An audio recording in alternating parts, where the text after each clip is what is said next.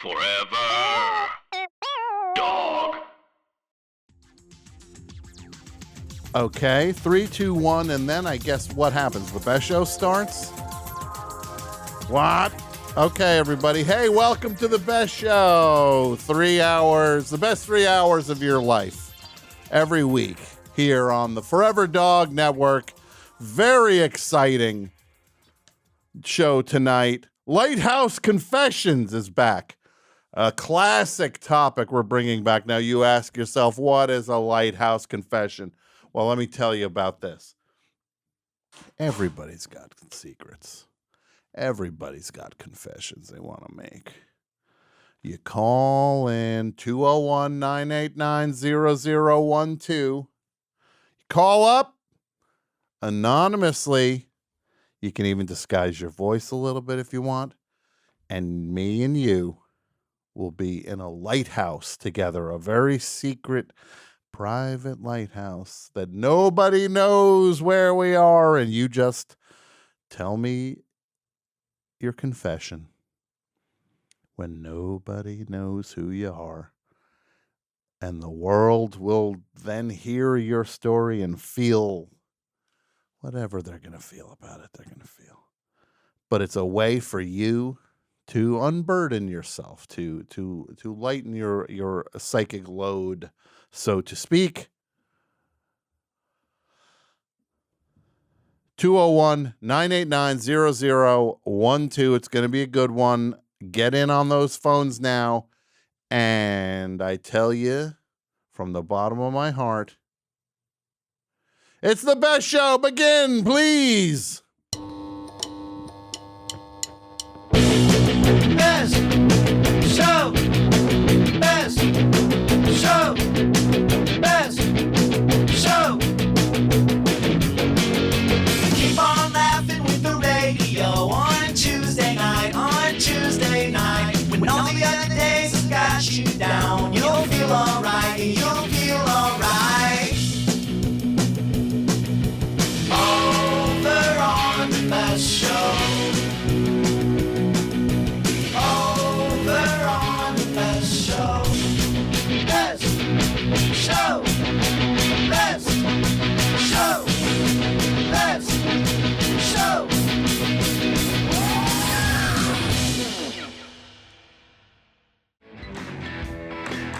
Hey, everybody. Welcome to the best show here on a beautiful Tuesday night in January of 2023. I welcome you to another installment. My name is Tom Scharpling. I'm the host of the show, and we have a good show planned for you.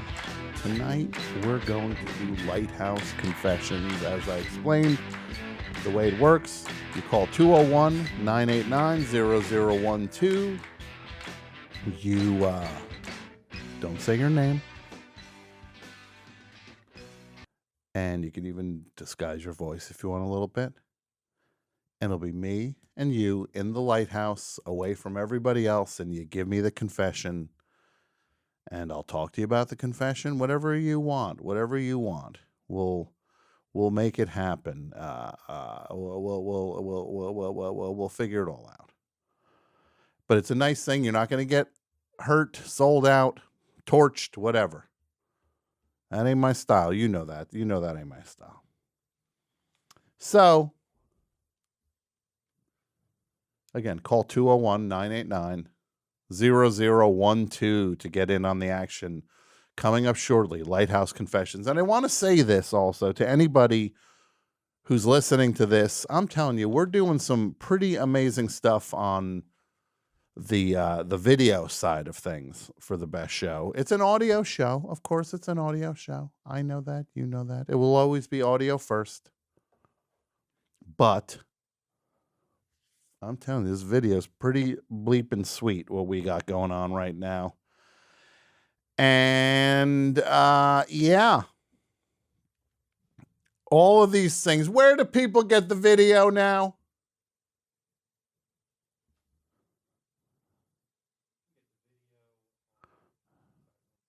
Okay. He doesn't know. YouTube.com/bestshow4life. YouTube.com/bestshow4life. That's where you get the video. Here's the basic tenets of Best Show 2023. You support the show at Patreon, patreon.com/thebestshow. That's how you get the bonus content. We just put a new, put a new 4 Horsemen up, I believe, went up. We got a new Rubenesque coming, Ask Tom, other things coming. The stuff's going to start to come fast and furious the end of January, early February. You can start to see the stuff start to happen. Patreon.com/thebestshow. A lot of bonus stuff.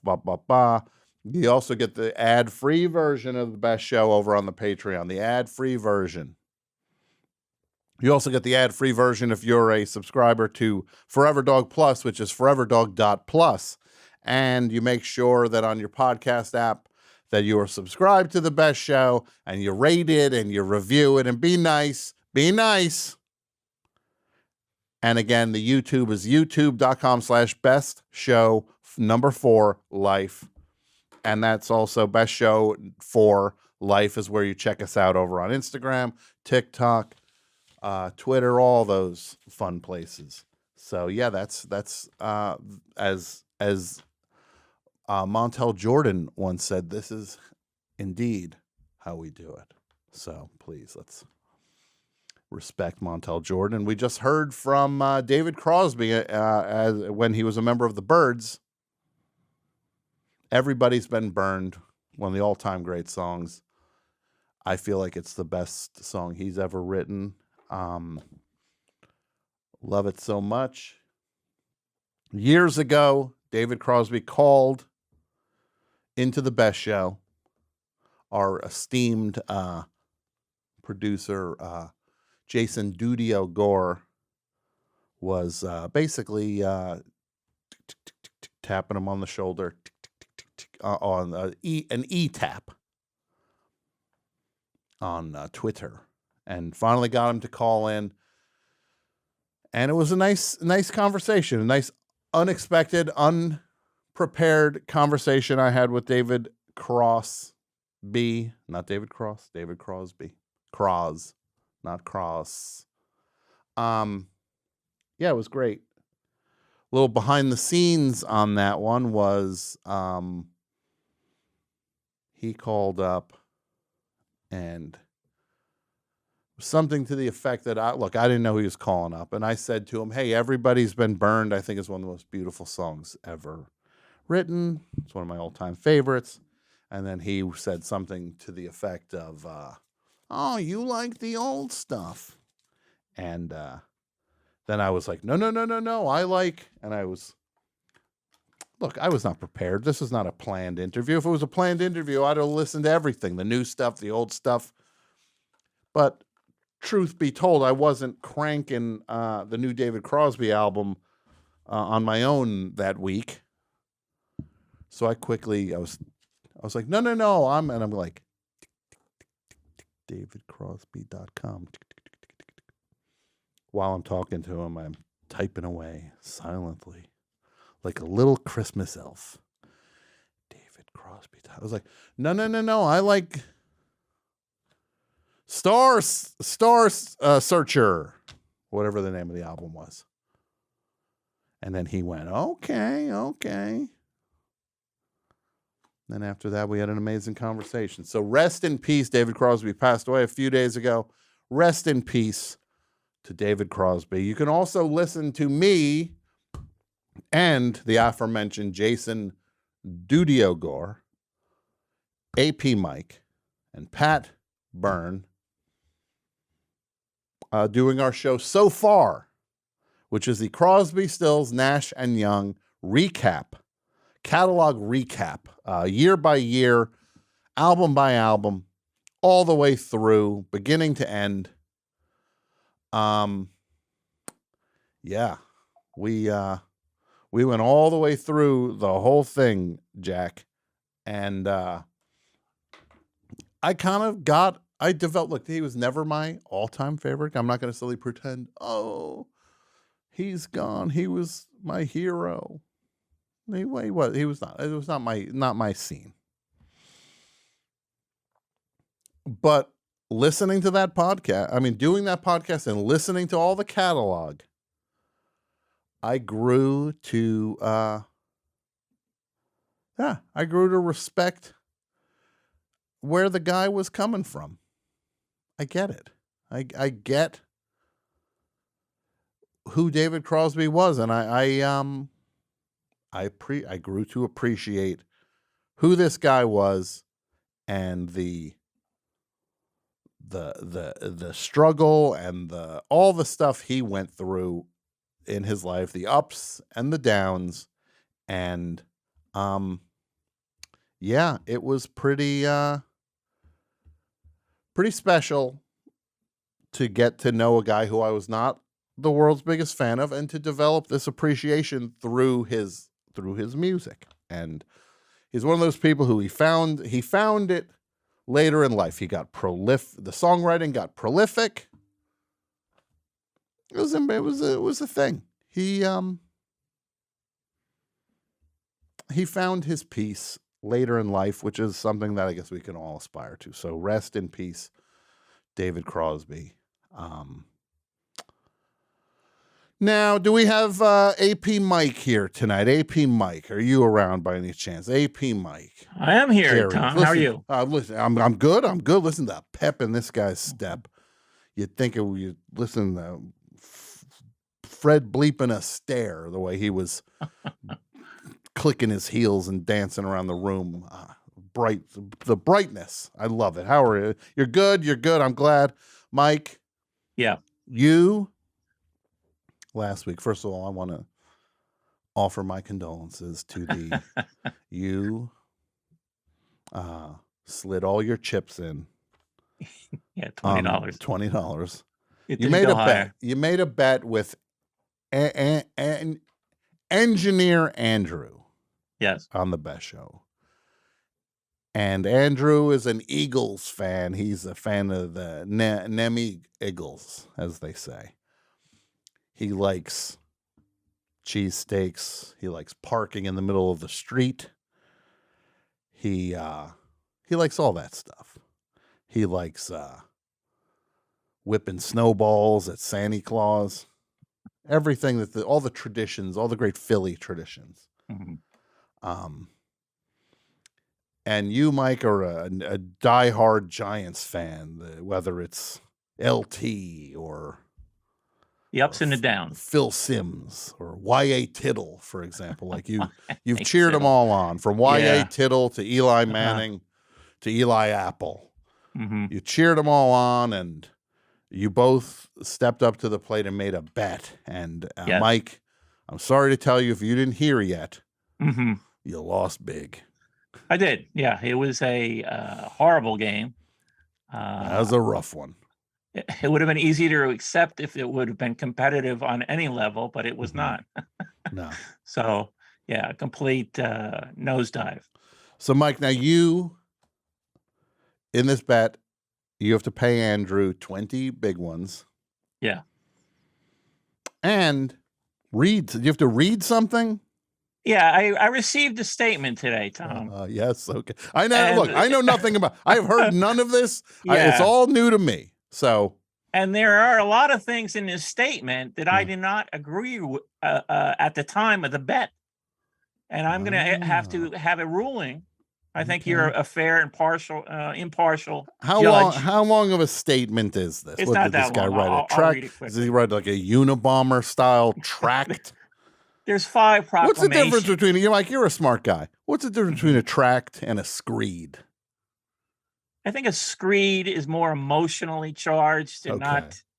not, a tract. Yeah, you're right. I mean, some of these tracks are kind of off the beaten path. So but, the Unabomber was writing tracts, not screeds. You know what? I think tracts are more associated with religious tracts. Okay, You know, gotcha.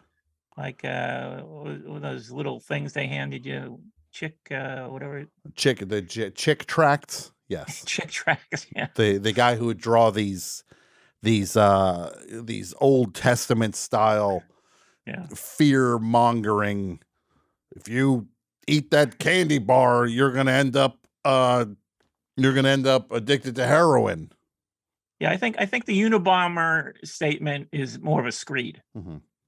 And also, I want to say on a side note, it's exciting to welcome the Unabomber to the Forever Dog family. He has a new show called Yoon and I. And it's him. It's people in conversation with the Unabomber. His first guest, Alec Baldwin. It's very exciting. I'm surprised he doesn't have a podcast. Yeah, Ted Kaczynski. Uh-huh. Yeah, but he will be part of the Forever Dog family, and it's exciting to welcome him. Uh-huh. Hopefully, we just install some sort of security before he comes. Maybe John Hinckley could be the musical guest. Mike. You are onto something now. Late night with Ted Kaczynski. Late night with Ted Kaczynski. So you were handed, because you lost this bet, a screed or a tract from Andrew that you have to read as if it's in your voice. Exactly. Well, look, this is what I'll say. Is anything in it truly horrifying, even if you don't necessarily agree with it?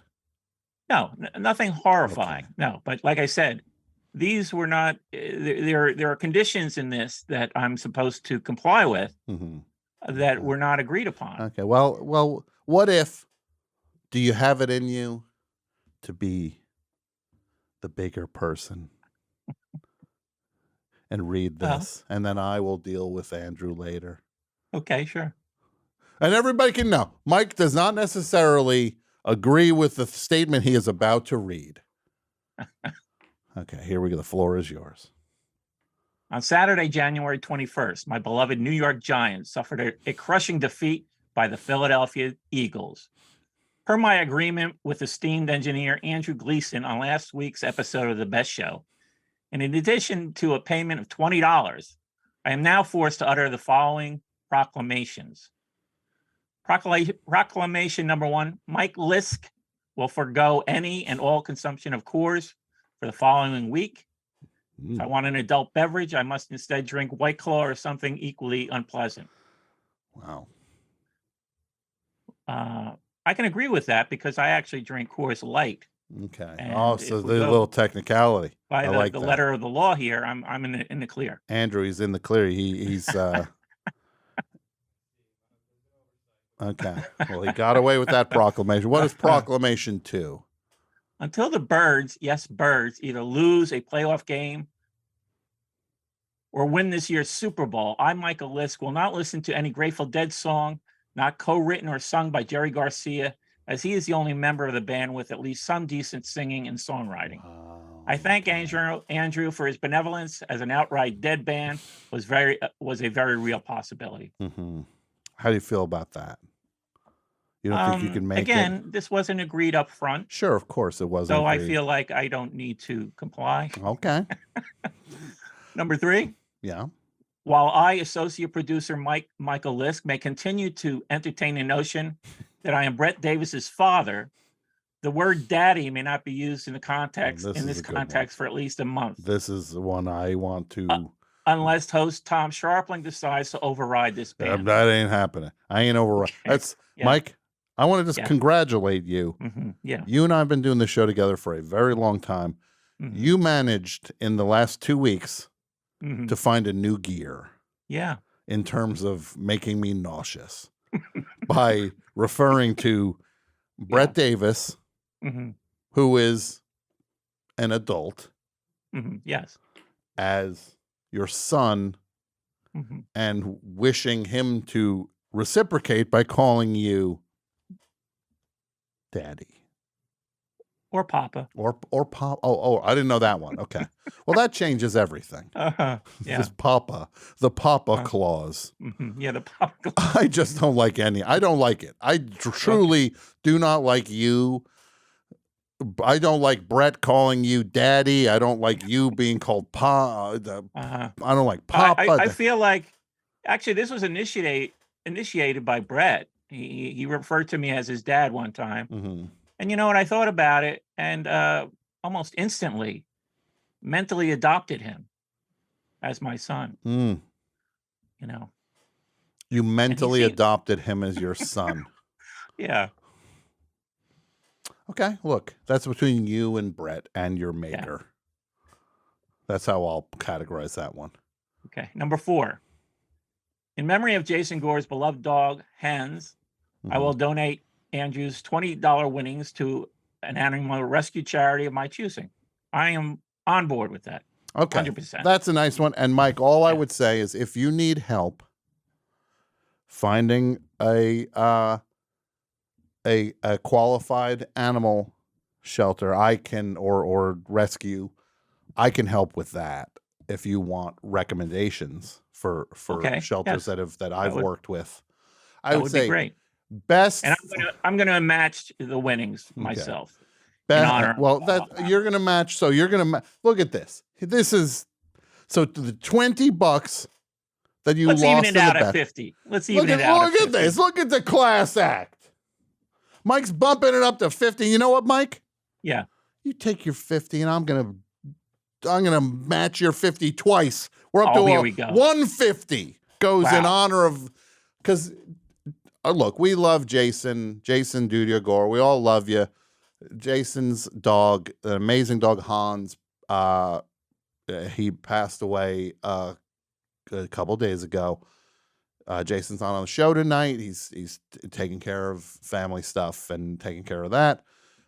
Of course, we send nothing but our condolences, and we can also honor Hans and Jason and Kristen by so $150 is going to go to the Best Friends Animal Shelter in Los Angeles, who has helped me with a couple dogs, Nancy and Barbarella, and a few dogs. We've fostered plenty of dogs. Me and Julia fostered plenty of dogs through that organization, and it's an amazing place. And so up to 150. What else? Look, I don't want to look. I'm not here to tell anybody what to do, but all I'm going to say, these cheapskates running around this building. I'm telling you, if we stop at 150 on this, no, I will think a lot less of all of you. Yeah, tightwads, short arms, and deep pockets. Get that jar up there. Get the jar out. Get the jar out. Here. So, what is the fifth tenet of this? This one, I'm completely on board as well.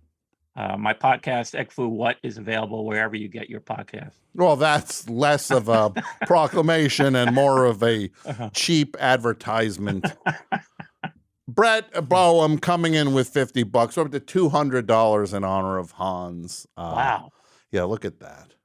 This is amazing. It's amazing. And very cool. And very obviously all of our condolences to Jason and Kristen in honor of Hans, who was a great dog, and they loved so much. And Hans was great. I used to see Hans every week in Jersey City when we were doing the show. Cute dog. Secret trivia was that the best show was done in Jersey City in the same building that Jason lived in. So we can say it now. Couldn't say it then. So we got a couple more donations. We got Brett Davis coming in with 50 and Brett Boehm coming in with 50. So what are we up to? 250 in honor of Hans. Very cool. Very cool. And we'll get it if somebody can pull a link to Best Friends Animal Shelter in Los Angeles, I'll spread that out there and we'll get that around. It's Best Friends Rescue in Los Angeles. So, Mike, sorry that your Eagles, that the Eagles defeated your Giants. You'll be back. Okay. You know you'll be back. And Mike, what do you think? Do you think the Eagles win it all? No. I don't either. I think they're going to hit a wall. Who? I think the Eagles hit a wall with this. I think the 49ers win it all this year. If I had to Really? Okay. I'm going to go with the Bengals. The Bengals. Yeah. Well, I should let everybody know I just went to a bookmaker before the show, and I bet $748,000 that the 49ers would win. So fingers crossed, everybody. It'll be a very different show. Either way, it'll be a very different show.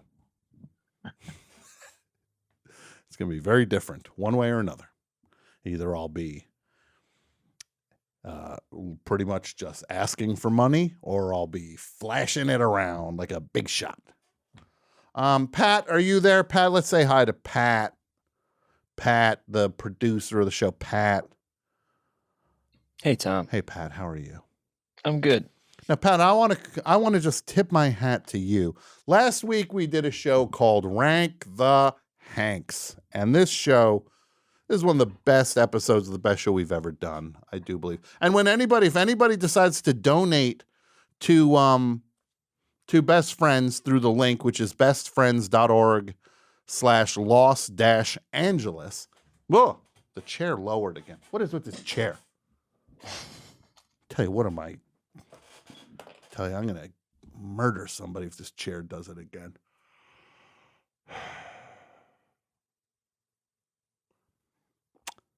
Yeah, so if you donate, just mention it's in honor of Hans and the best show so people can know what's what.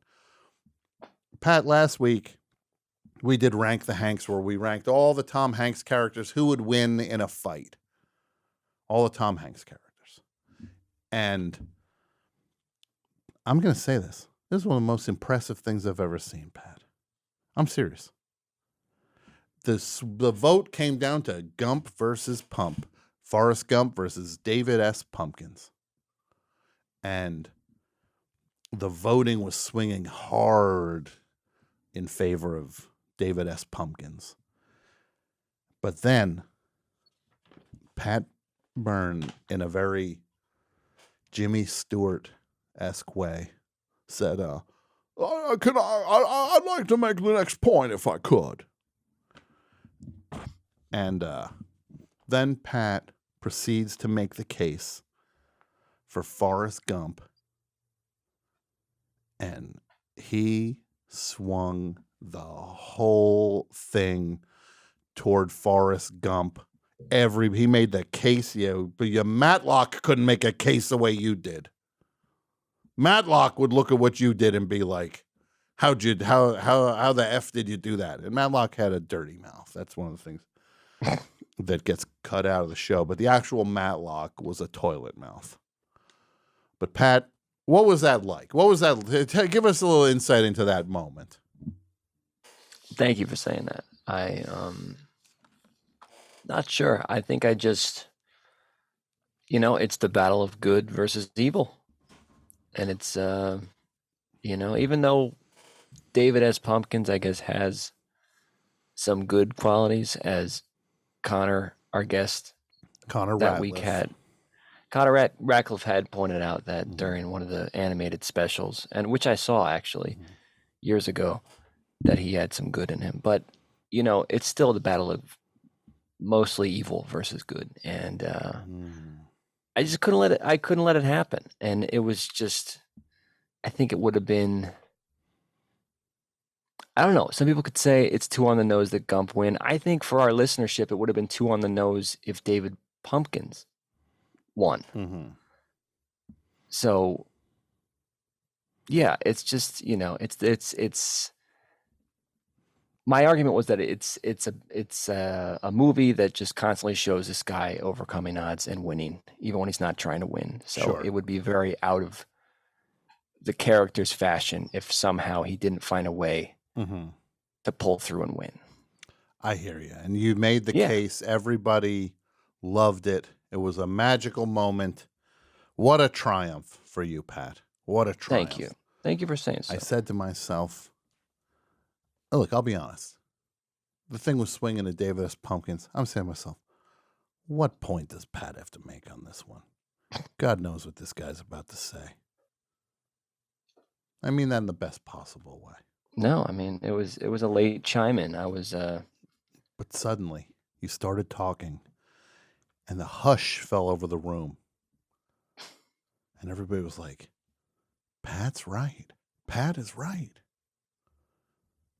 It's Gump, not Pump.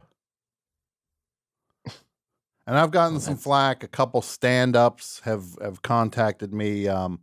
Really? James Fritz, who you might have heard on he was Mhm. the comedian on the Gary the Squirrel talk show. Yes. He reached out and he was stung by the that the comedian from Punchline went as far as he did because he's a stand-up comedian, which makes him a monster. He was hurt by that. I also heard from Big J Okerson did not like that. Louis J. Gomez was hurt by Mark Norman, complained about it. Bobby Collins had some harsh words. Dom Herrera did not enjoy that moment. They really came out against me. Billy Braverman complained about it. Yakov Smirnoff did not like it. And I say to those comedians, I'm going to give you the light. I'm giving you the light. I mean, shut up. They had it coming. They had to come. Thank you, Pat. Yeah. So, yeah, last week was an all-time best show episode, and tell your friends about it. It's a good one. It's a good entry point to the best show, I believe. Definitely. It was a whirlwind. Thank you, Pat. It was a whirlwind, Whirlwind, something whirlwind, along those something lines. like that. Look, And I'm just loading this link over at bestfriends.org/Los-Angeles. thank you. Look, And listen to this. That's pinned on our Twitch. If you just go to our Twitch chat, it's also pinned at the top. Thank you, Pat. Let's see what kind of total we can get. Yeah, I For would like the- to also contribute to the in-house. In honor of Hans. Donation. Okay. What are you thinking? Whatever you guys are doing. Everyone's doing 50? Yeah, I'll do 250. Yeah. 300 is going to Hans in honor of Hans now. Very impressive. The best show staff, I'll say this. The best show staff takes care of business. People are donating. Yeah. Why don't we start the show? So, as we mentioned, well, what do we start the show? The show's been going. This is a great show. These people are getting more than they ever got with this bleeping show. I hear some of these other shows. One's worse than the next. Just people shooting the breeze. Sitting around a table shooting the breeze. Do they have concepts? No. Do they have guests? No. Do they have funny topics? No. Do they have production values? No. The best show's got all that stuff. And I says to you right now, my friends, do you hear that? Do you hear it? I'm serious. Do you hear that?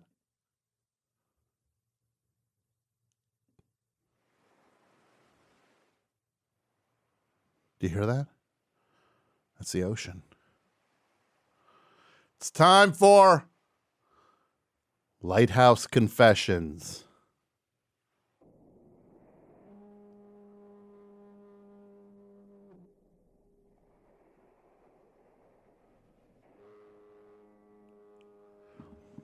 Yes, Lighthouse Confessions.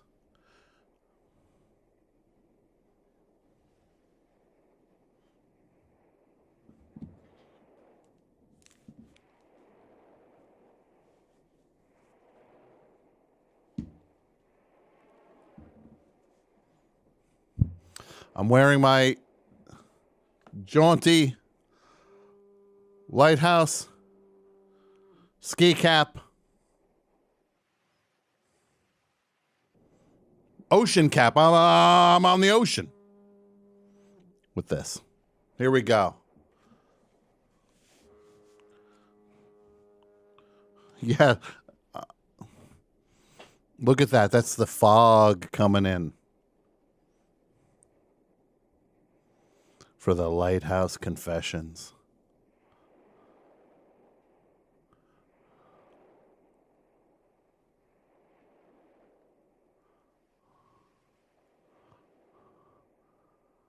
All right, let's go and talk to some people.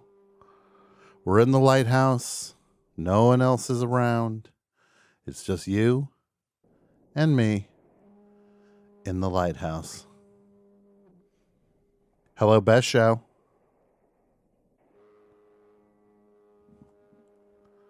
Best show. Hello. Caller.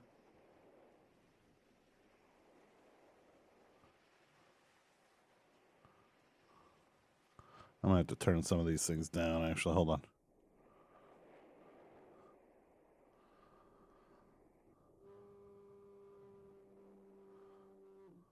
Is my caller on the air?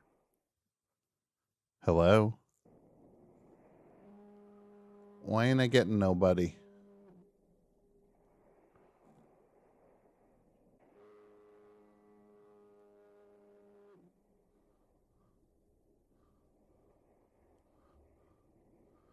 I ain't getting no callers.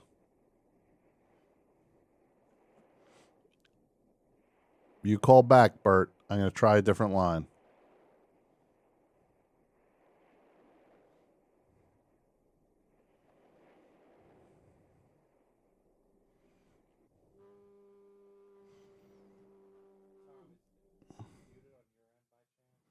Muted on my end. What do you mean?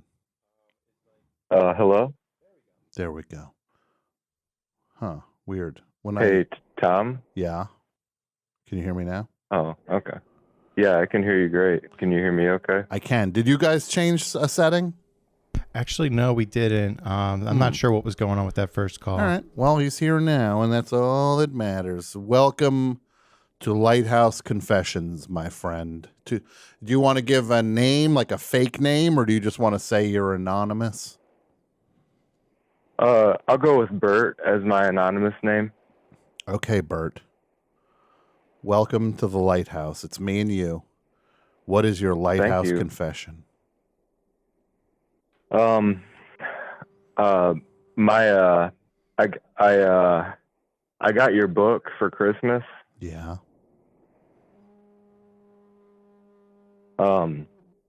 And I read it really fast. Like I read it like basically like kind of overnight, like in the morning. And I burned it. Wait, what did you do? I burned it. You burned like my... I got a... Why did you burn my book?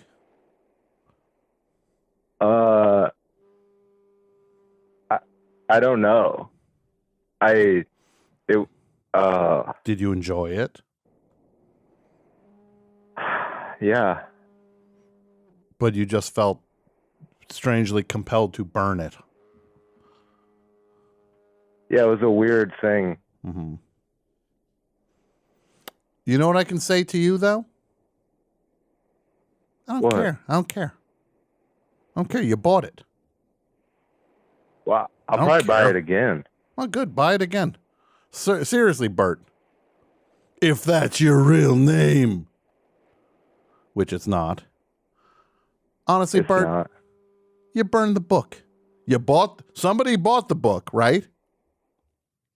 Yeah. Oh, yeah. It was nice. It was hardcover. Yeah, great. I wish I hadn't.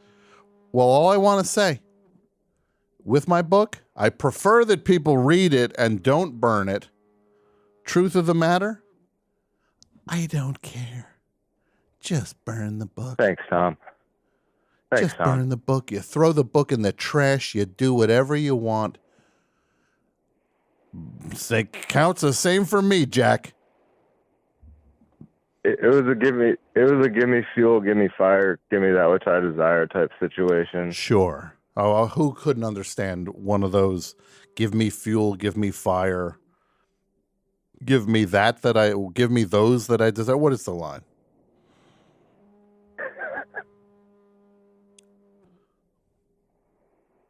It's nice to be up here in the light with you. It is. You enjoying the crisp the fog's rolling in, and we got that cold ocean air. Feels good, yeah. I just want to remind you something. I want to remind you something. You don't kill a seabird. That's bad luck. Don't kill a seabird. That's right. Okay? Bye-bye. Okay. Thank you for burning my book. I don't believe you. I think you're truly weird. Let's go back to the Lighthouse at 201-989-0012. Welcome to the Lighthouse. Who do I have here with me? Hey, Tom, is it me? It is you. Guess I'm going to call myself Ernie. Ernie? Yeah. Ernie, welcome to the Lighthouse. Can you speak up a little bit, Ernie? Thank you. This is a... What's that? Can you speak up just a tiny bit, Ernie? Oh, yeah. Sorry. Perfect. No, Is that don't better? worry. Here, maybe I'll take my things out. Hold on. All right. Sorry. So, Ernie, Hello? first of all, are you enjoying it here in the Lighthouse? Tom, Yes. I am. But this is actually a serious confession. If you really want it, if you're up for that. Yeah, I am. Okay, so about 6-7 years ago, I would work in D.C., but I didn't live there. I would come in for like a few days and then go home, back and forth, right? And my uncle lived in D.C., and he was in poor health, mentally and physically, okay? Okay. And I was the only one who kind of took care of him because they didn't have any other family there. But I didn't live there. I lived a plane ride away. Okay. Okay. So anyway, so it was my birthday, and my friend in D.C. got us tickets to see Paul McCartney. Okay. Mm-hmm. So I came in a day earlier than I normally would for the work, Okay. and I'm going to meet my friend for dinner before the show, and I see a call come in on my phone from a 202 number, but I didn't know it, right? But I answer it. What was the area code and on it's a that? neighbor, 202. 202, which is DC area. Yeah. And so I answer it, right? And it's a neighbor of my uncle, and my uncle's in the hospital, okay? Now, this wasn't necessarily unusual for him at this time, but, my friend had spent a lot of money on these tickets, and my uncle was just a kind of a mess. And this person who I didn't know, this neighbor, says, "Are you in town?" And I lied, and I said, "No, I'll be here in the morning," because, my friend had taken me to the show, and I have felt, and my uncle's dead now. He died about a year after the story, but I've felt horrible about this for all these years, even though my uncle, believe it or not, would actually probably be the first person to say, like, no, you definitely should have gone to the McCartney show, because that's the kind of person he was, Yeah. But anyhow, I've been walking around with this, and it's the first time that I've let it out. So thanks. So you have been carrying a fair amount of guilt over that you did not tell the truth about when you got into town to check on your uncle while he was in the hospital. Did he did not pass away that night, did he? No, not at all. No. Well, No. and you were going by what naming now again? Ernie? Is that what we're calling you? Ernie. Okay. Well, yeah, because the last guy was Bird. I figured I'd be Ernie. Oh, I like that. Now, Ernie, I feel like this is one you can let go of. There was nothing extreme happened. And if something extreme did happen, I do believe you are being completely heartfelt and truthful about that your uncle would have wanted you to see the show under any circumstances. Oh, I know for certain he would have wanted me to see the show more than anything. He was always taking me to shows when I was younger, and buying me tickets and buying me records, and I mean, he definitely would have wanted me to go. And also, I mean, as guilty as I still feel about it, because I don't know this neighbor who was just being a kind a human being, right? But if the neighbor had said like something catastrophic had happened, then of course I would have gone to the hospital. That's right? exactly it. But I knew from taking care of my uncle for so long, I knew that like this is just another one of these things, and I'll see him in the morning. That's exactly it. If it was catastrophic, you would not have gone to the show. You would have gone to take care of your uncle. And if he was starting to fade or whatever could have been happening, you would have tended to that. But you were on this ride, and everybody knows when you're dealing with illness and people kind of in that chapter of life where they're starting to wind down and get sicker and they're you know what I'm saying. You had been on that ride. Yeah. It's filled with ups and downs and false alarms and all of that stuff. You did the right thing, Ernie. You took care of, you have to give yourself a little bit of self-care in this. You were flying to DC regularly to take care of your uncle. I think you got to let this one go, buddy. Well, I appreciate it, Tom. I appreciate you. I appreciate the show. I appreciate what you're doing for the animal rescue, and I really appreciate it. Thank you. I really do. All right, Ernie, you take care of yourself, and you too. And I'll talk to you soon. Thank you. Okay, bye. Lighthouse Confessions. AC, this is how it works. 201-989-0012.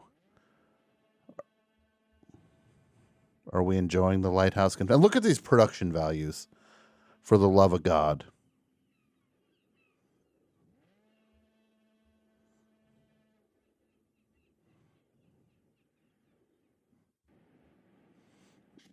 Right? For the love of Christ, look at these production values. We're going to go back, do another one, another call here, another Lighthouse Confession. Welcome to the best show. To whom am I speaking? Hello. Hi, do you want to use an assumed name, caller? Sure, I'll go by Krim. Krim? Yeah. Krim, welcome to Lighthouse Confessions. Welcome to the Lighthouse. It's just you and me. We're eating our slop. Right? Okay. How is your slop tonight? Well, I'm uneasy. I think it's helping. Mm-hmm. But it'll probably taste a lot better once I relieve myself of this confession. Okay. What is your Lighthouse confession? Okay, my confession this is a story in which I creep myself out and also creep out somebody else. And I've been walking around with this sense of like, that was a moment where I don't understand exactly what that was. So okay. I think it'd be nice to unload it. I was at a coffee shop, and it was in the spring months of 2021. So collectively, we're all starting to come out of this COVID haze a little bit. There's a little more optimism. Things are starting to look up, at least in our own imagination. So the feeling is getting back to normal somewhat. And I'm at this coffee shop, and I take my coffee out to this patio that's right next to the building. And this is in a suburban neighborhood. Okay. And I'm there and drinking coffee, and I hear these young women washing dishes inside the building. I'm outside, they're inside. And I hear them, they're listening, they're laughing and having fun. And at some point, they're singing Ramones. They're going like, 24 hours ago. And they sound like punks. Okay. Like they sound like, where you don't know, it's like, do they like it? Do they like this song, or are they making fun of it? They sound like snotty, and it's like they're really getting into it. And I'm enjoying it. Okay. because Hearing it's them like sing Ramones songs to each other. Yeah, like they're passing the time, they're doing work, and just belting out some Ramones music, Mm-hmm. and I'm hearing it, and I'm enjoying it. I don't know how else to explain it. This is like feelings of society are coming back to me a little more. I remember doing that kind of thing. I hear this. I don't know. I'm in this kind of sensitive state of being.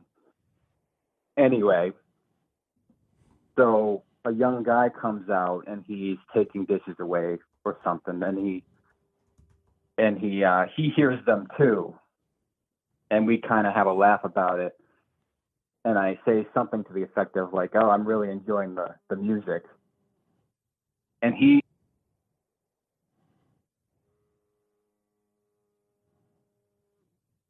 Yes.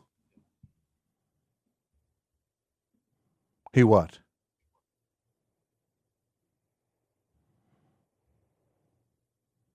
Did we lose you? Oh my goodness. That can't be. Are you still there? Well, that sounds so. Am I being put on with this?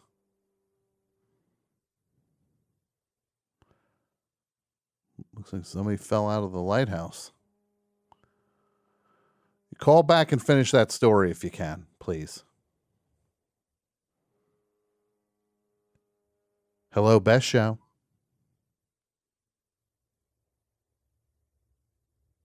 Hello?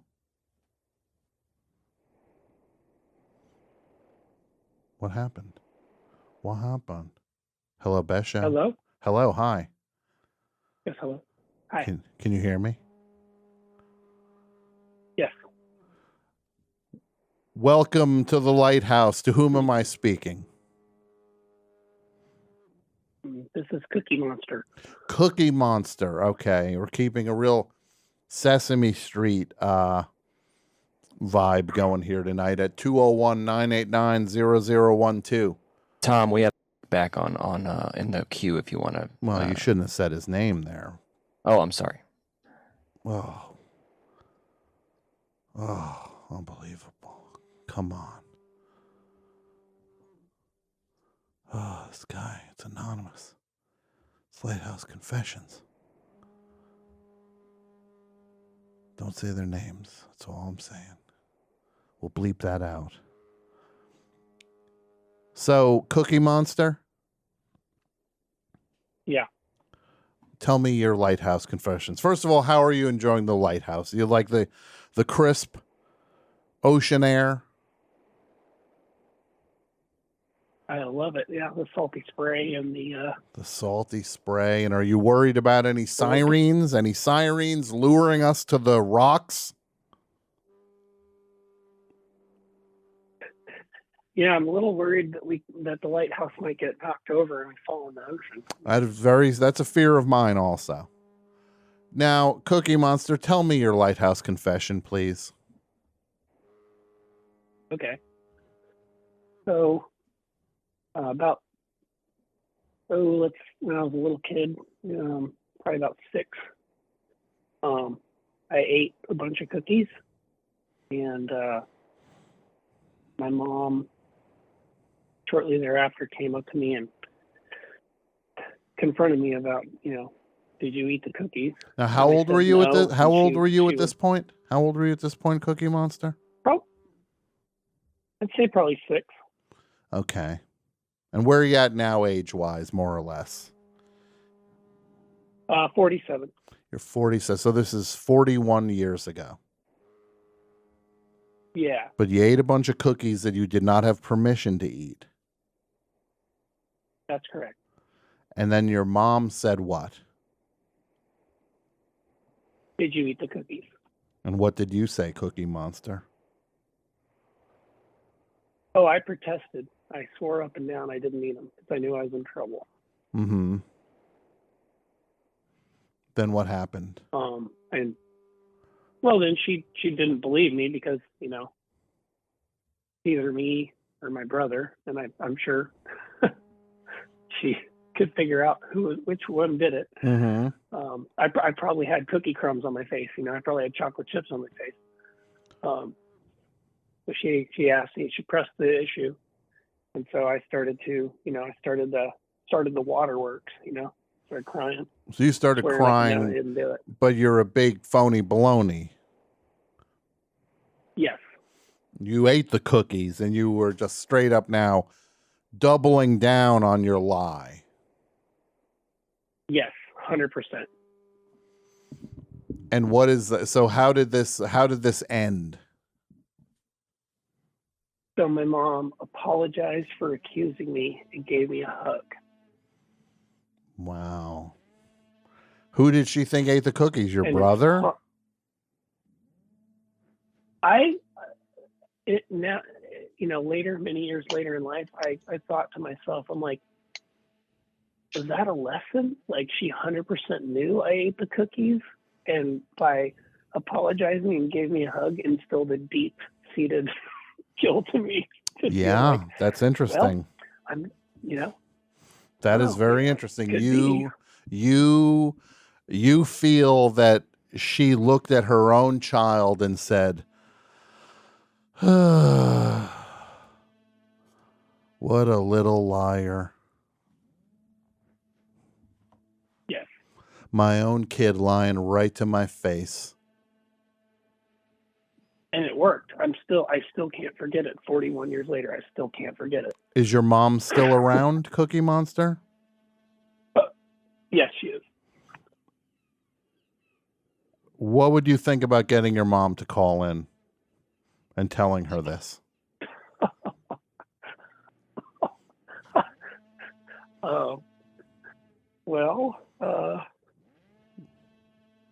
Unburden. This could be a chance. This could be a chance. You could unburden yourself tonight, and I'll guide you through it. I'll walk you through it with your mom. What do you think? How would I? What's the logistics of doing that? Why don't you? This is what I would say. Can you? Why don't you call back? Can you do a split call a conference call with your mom and then call back? Do you know how to do that? Yeah, I could do that.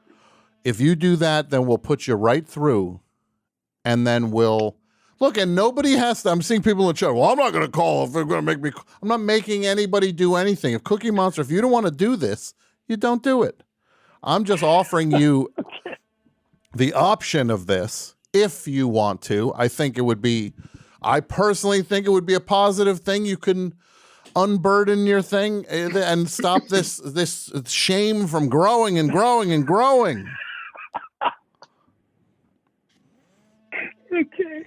Let's do it. Let's do it. Cookie Monster, get your mom on the line and call back. Okay, let me try. Okay. I'll try All right. to do that. Okay. You're ready. Okay. Are you doing it now, or are you gonna? Oh, like call. Why don't you call back? Why don't you just call back? That way you can explain to your mom. Don't call me by my name. Call me Cookie Monster. Okay. Okay. All right. We'll talk to you in a little bit, Cookie Monster. Okay, I'll do that. Okay. Okay, we'll do. Okay.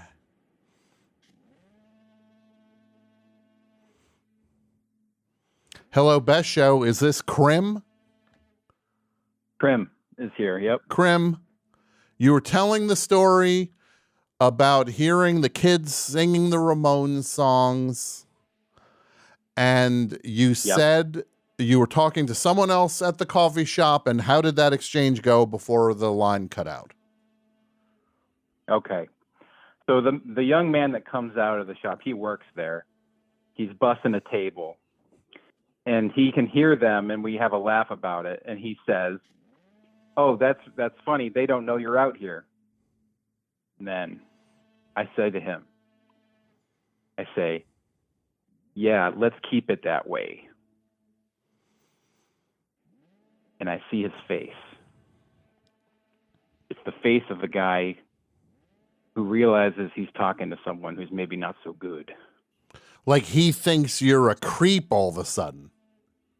Yeah. So And you, he but had me you, wondering if are you a creep, Krim? no, I'm not. So this is just was the one moment. that you misrepresented yourself as if you're like, yeah, let's keep it that way. Yeah. As if you're like, Yeah. Yeah, something I don't want to even know that whatever he thought was going on with me. It was true that I didn't want them to become self-conscious. Mm-hmm. Yes. They were having fun and I was enjoying hearing them. Mm-hmm. That's true.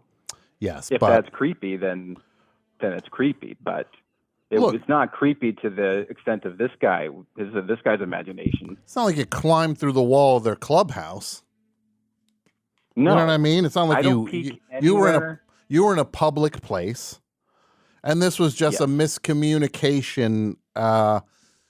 You meant, hey, let's keep it that way in terms of like, and I don't want them to feel self-conscious about it.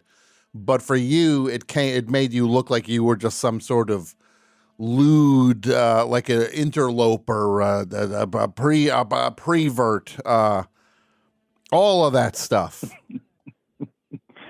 This guy's face. I mean, it was like some blood drained out of his face when I said it. Sure, a little bit. And it's a moment that I think about, and I wonder if if I'm getting loose with my speech, if there's something I don't understand that I unchecked, or if there's something weird. I stand up for myself here. That's why I had the confidence to tell the story at the lighthouse. Mm-hmm. Gotcha. But at the same time, there's something here that I wanted to reveal and burn. Yeah, I hear you. Krim, I think you're okay. And I appreciate the Lighthouse Confession. Thank you very much, Tom. Thank you. Bye-bye. Let's go back to the lighthouse. What do you think about that? I hope Cookie Monster gets his mom to call back in. And there's no pressure. Now I'm not going to make anybody do anything. You don't want to talk to anybody, you don't have to. I'm just telling you, I think there's a good opportunity for this particular caller to unburden themselves. Hello, Best Show. Hey, is this me? It is you. Hey, Tom, it's Bobby Toronado over in Upper South Newbridge. How's it going tonight? Hold on one sec. Hold on one sec. Wait. What's going on here? Wait. Hello? I lost you for a second there. Hello? Hey, is this Tom? This is Tom. Hi, Tom. It's Bobby Toronado over in Upper South Newbridge. Bobby Toronado. Okay. Yeah. With that. Okay. Sorry. So we just had a technical thing, Bobby. I apologize. The floor is all yours. Thank you. Do you recognize my name at all? Do I recognize your name? Kind of rings a bell, Kind doesn't of it? rings a bell a little bit. I'm not putting two and two together with it, but it does ring a bell. Can I help you do that equation? The equation to get it to ring a bell? You said Well, it does ring a bell Two already. and two together. You said you couldn't put two and two together. So and I was following your lead, and I made like a little math pun also. Oh, I got you. So you were it was a math pun. I apologize, Bobby. We call them muns over here. Muns, like math pun. That's like a portmanteau. What? Well, it's the thing when you turn two words into a new word. No, that's a conjunction. It's not a conjunction. A conjunction would be and is a conjunction.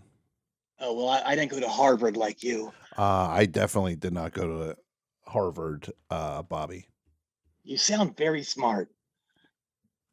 I appreciate that. Namaste. Well, let me tell my story, Mhm. if I may. You know, it's funny you don't remember my name because my name was on the lips of just about everyone in the Quint Cities back in 2014. I was a guard at the Newbridge Museum of Very Expensive Paintings, and one night the very famous Monet painting, Little Boy Eating Thick Fudge on a Hot Day, was stolen right off the wall. Do you remember that? There was a Monet painting, and what was it called? I'm sorry? The painting was Little Boy Eating what? A fudge? Thick fudge. You never seen that painting? Look, I think I have, but I'm not an art expert. I know you said I'm smart. I know you said I sound smart. When it comes to art, I'm kind of, I don't have all the facts. You know what I mean? Like I can't recall these things. I've seen plenty of art. I know what I'm looking at there, but so it was stolen. Well, you should put that on the back of an art book that you're blurbing.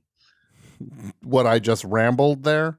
Yeah, I've seen a lot of art and I know what I'm looking at. So, Is that what it was? Yeah, it was something like that. Yeah, it's okay, Bob. I get it. You got me. I'm on my heels a little bit here, Bobby. You got bobbed. I got bobbed. Yeah, you did. You did. Okay, so let me just continue. Okay, so yeah, please do. So the painting gets stolen, and I wasn't even working that night that it was stolen, but Officer Harrops had a real H on for me because at the time I wore my hair long in the back and short in the front. And the children today, I think they call it a mulat.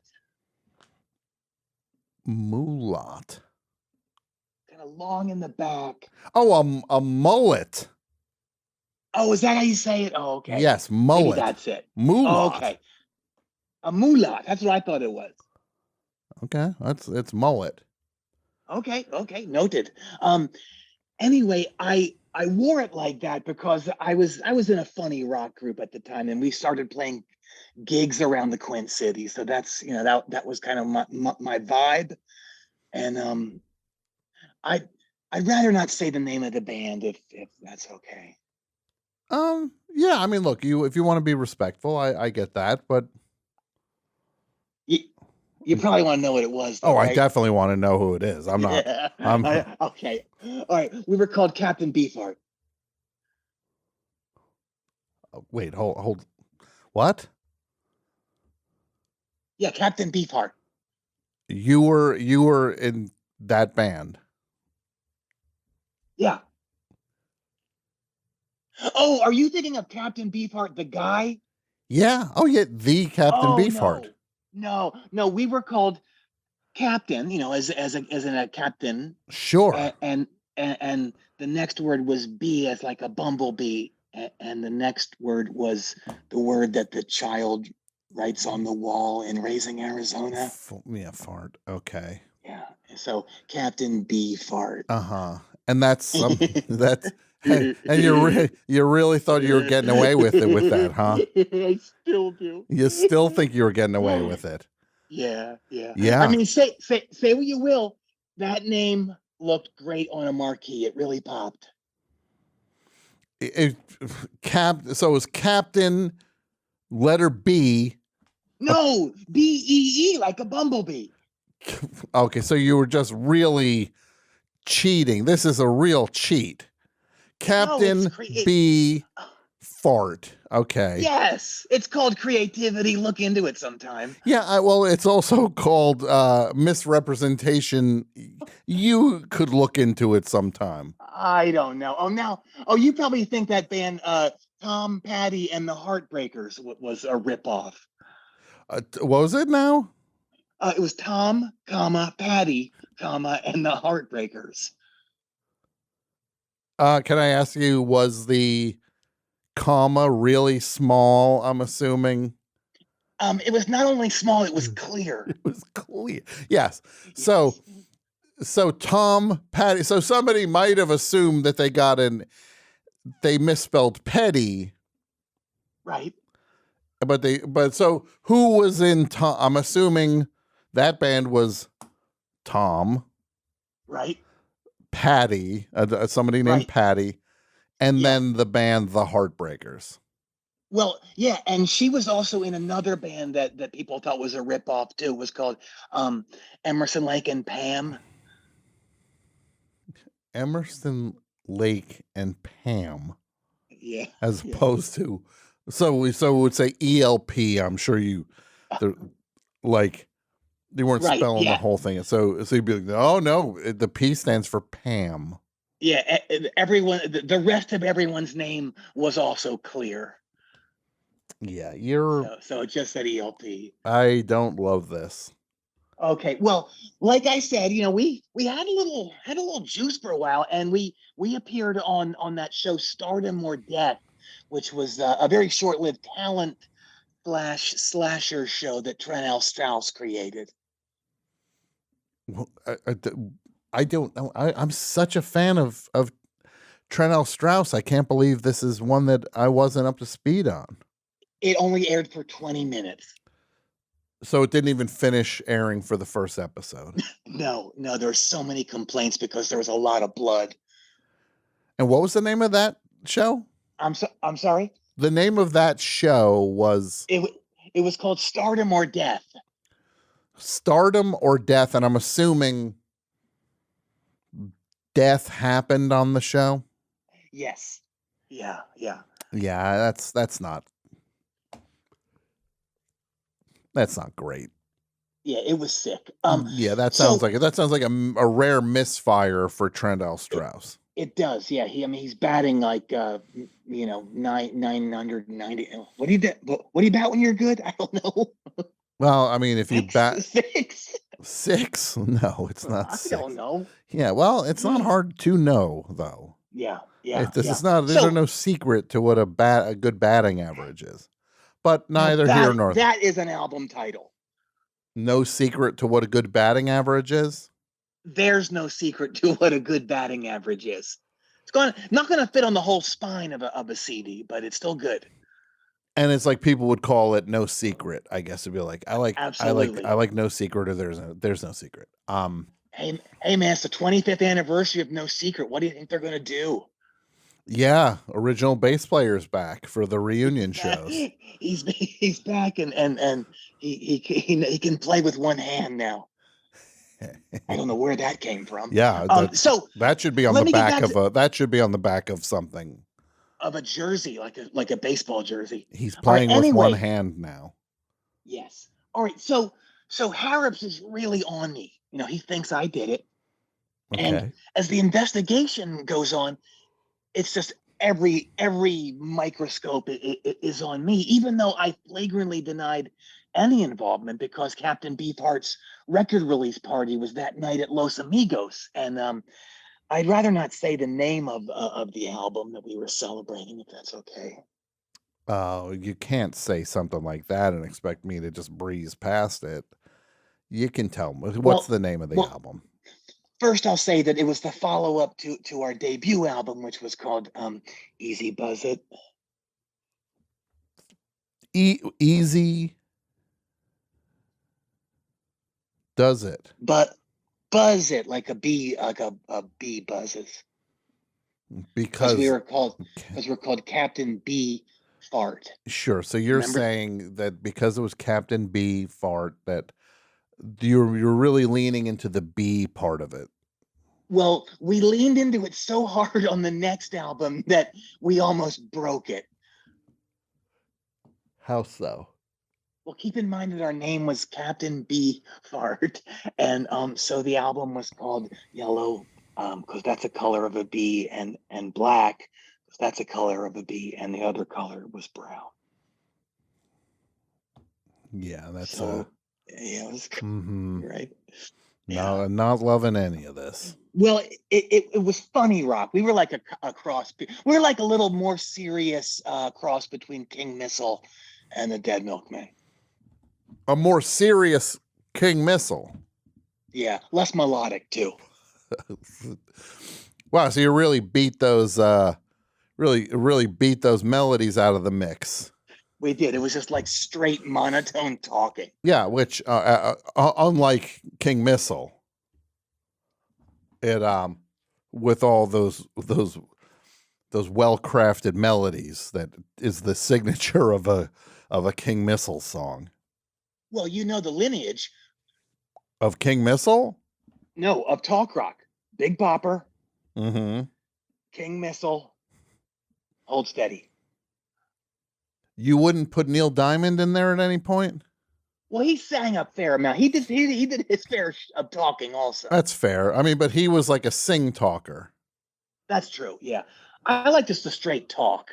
You like somebody that's full on talk. I want it to be like an audiobook over music. As if one of those things when your laptop is, you're like, where's this other thing coming from? Right. Oh, it's one thing.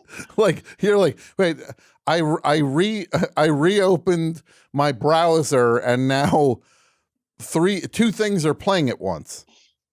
But I only see one thing like in operation. Yeah, and you're just like, there's only one, and you're just like, oh, it's someone talking over music. I thought I had a YouTube page where somebody was talking and some music kicked in also from another. Right. Right. Oh my God, the magic of entertainment. I guess that's the umbrella that would fall under, right? The magic of entertainment. Yeah, you put that right under that umbrella. I mean, you're not doing this anymore, though, are you? Oh no. Okay, so look, so no, I got fired.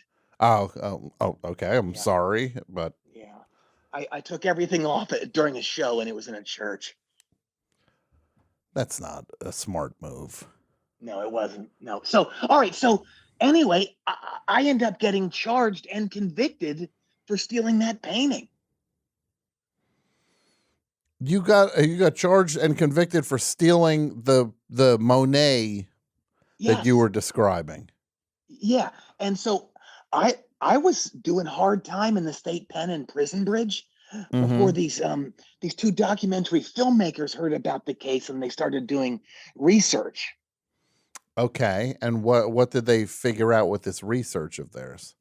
Well, first of all, I want to say I was over the moon that it was these two documentarians because I loved Beneath the Robe, the documentary they did on that whole crazy Judge Montgomery Davies case. Remember that? Mm-hmm. Oh, do I ever? Yeah. Yeah. They were able to get possession of all the devices he used, so that whooshing and all the thuds you hear in the series are coming from the actual devices that he operated under that robe. Mm-hmm. Yeah. That is it's pretty I guess that's what you'd call a good old fashioned LB. Absolutely. Yeah. Lid blower. Yeah. So Shout True Crime ends up greenlighting a docu-series about my thing called The Human Garbage Can is Innocent! ! Okay. The Human Garbage Can. Oh, I should say it's called that because there's another thread that runs through the series that I don't think I could even verbalize over the radio. I think in all but 2 states, so I can't really say what that pertains to. Okay. You're real. Please. This is very tantalizing. I know, right? Yes. Yeah. So the series airs, and there's all this massive outcry from tons of FPs who saw it and were really touched by it. Mm-hmm. What, any particular people? You might know some of them. Barbara Streisand. Yeah, of course. Larry David, Khloe Kardashian, Corey Harris, 6 of the Foo Fighters, Frederick Durst, Amy Poehler, Tom Scholes, Lil Stinky Vert, Colonel Sanders IV, Who else? Ben Gibbard, Jaws. That was the big one. Jaws, the shark, or from the James Bond movies? The shark. Why? I just wanted to know which one was which. Yeah, the shark really got the ball rolling. He loved the series and really got a lot of the other FPs into it. Who knew that the shark from Jaws was so socially minded? I know. Well, he wrote that whole thing. That whole thing that what's his name says. It had eyes as black as coal. The speech that Quint said in the movie. Yes, yeah, about the SS Indianapolis. The shark wrote that whole thing. Oh, I don't know. How would that be possible that a shark would write a whole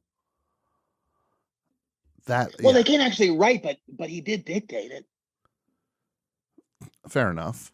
That they can't hold a pencil or anything. No, I didn't think a shark could hold a pencil, but Okay. But he dictated it. Yeah. So anyway, there's this massive outcry, and all the heat from it was put directly on DADA. Isn't that crazy that the DA's last name is spelled DI''AYE, but it's pronounced DA? It's like he was born for the job. Mm-hmm. Crazy. That's wild how that works out sometimes. Yeah. So anyway, after further review of the evidence, Judge, again, a very, very weird name to have, right? That's another strange one. Yeah. Yeah. So Judge ruled that the original trial was very problematic in large part due to my lawyer having committed to trying to break the Guinness Book World Records for longest amount of time on roller skates, long before the trial even started. So he was committed to that, and he was rolling around the court the whole time, and the skates made him a weird height. It was very off-putting. That's a very weird situation. That is just strange. Yeah. But he did break the record in the middle of closing arguments. The record for being on roller skates longer than anyone else. It was like 8 months. Well, that's an extremely long time to be on roller skates. Very long. And as I said, they had to stop the court during closing arguments because Linda Carter, the famous actress, the Wonder Woman, sure. Yes, she came out and presented my lawyer with the world's largest check for $20,000. One of those oversized checks? Well, it was the size of a football field. Oh, that is the world's largest check then. Yeah, that's... See? Yeah. So it really just kind of threw a monkey wrench into everything. And Judge ended up vacating my conviction, and I sued Newbridge for $7 million, and I won. You sued for $7 million. Yes. On what were the grounds of that? Well, I was wrongly imprisoned. So they had to pay me that money, and that's why the Newbridge water tastes so bad. After my payout, they couldn't afford to fix the city's water filtration system. Oh, that's terrible then. Not for me. I have all my water shipped in from Waterbridge. Sure, of course, it's fine for you. You have $7 million in the bank. Well, I only have 6 now. Because what? It sucks. Well, I spent $1 million on a nice house. Well, that's something, right? Right. Yeah. So it's quite a story, isn't it? It's a pretty impressive story. Yeah, I gotta say, it's kind of a real roller coaster ride here. Yeah. Well, Tom, that's why I'm here at the Lighthouse. That's why you're here? Yes. Well, you have a confession. I do. Okay, well, let me put the music back on then for the Lighthouse confession. I didn't realize. There we go. Okay, what is your confession? I did steal the painting. You did steal the painting. Great. Yeah. Okay, so that's the big. So all of this stuff happened. whatever you call the imprisonment. You were accused of something you didn't do, and then now you're just saying you did it. Yeah, I left Los Amigos during the bass and drum solos that night, and I put on overalls and a fake mustache, and I drove the band van to the museum, Mm-hmm. and I said I had a work order to take the painting to have it cleaned, and they let me just take it right off the wall. And you stole it.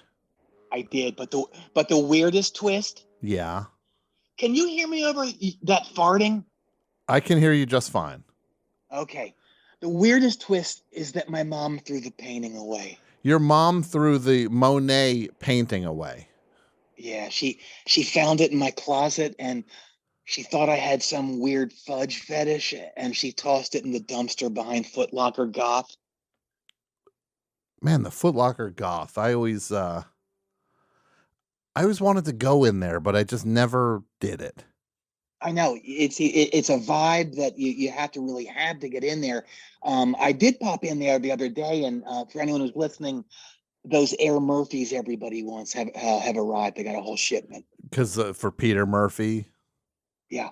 Yeah, it's pretty cool that that Nike and all these other companies are starting to make athletic footwear for the goth community. I love it. I think it's so cool, and it's about time. Yeah, and I mean, I guess it probably started when Robert Smith was wearing those puffy white sneakers. He's the godfather of the puff, yeah. Him and Seinfeld really pioneered bringing the puffy white sneaker into other arenas. Yeah, and I'd love to see it in more arenas. The puffy white sneaker? Oh, yeah. I wish Trump would wear them. He seems look good with it. Yeah. With those pants that he wears. With those rumpled pants that are sometimes seem like they're 8 inches too long. Exactly. Yeah. I think it would be a great look. Almost like bell bottoms. He is flirting with bell bottoms. He is. Yeah. I like that he's almost dark brown now. Have you seen him lately? Yeah, he's starting to look like a pizza that you left in the oven for too long. He is. I like his hair though now. I think he's finally got his hair done. It's almost rockabilly. It's got a swoop happening. He does have a little bit of a rockabilly flourish now. Yeah, I heard he has a rockabilly band. That Trump is into. Has what? You don't know the name of the band, do you? Yeah, the Stray Trumps. The Stray. Oh well, then. You're never gonna guess what he plays. Stand-up bass. Yep. And I just hope he does that thing where he can climb on it.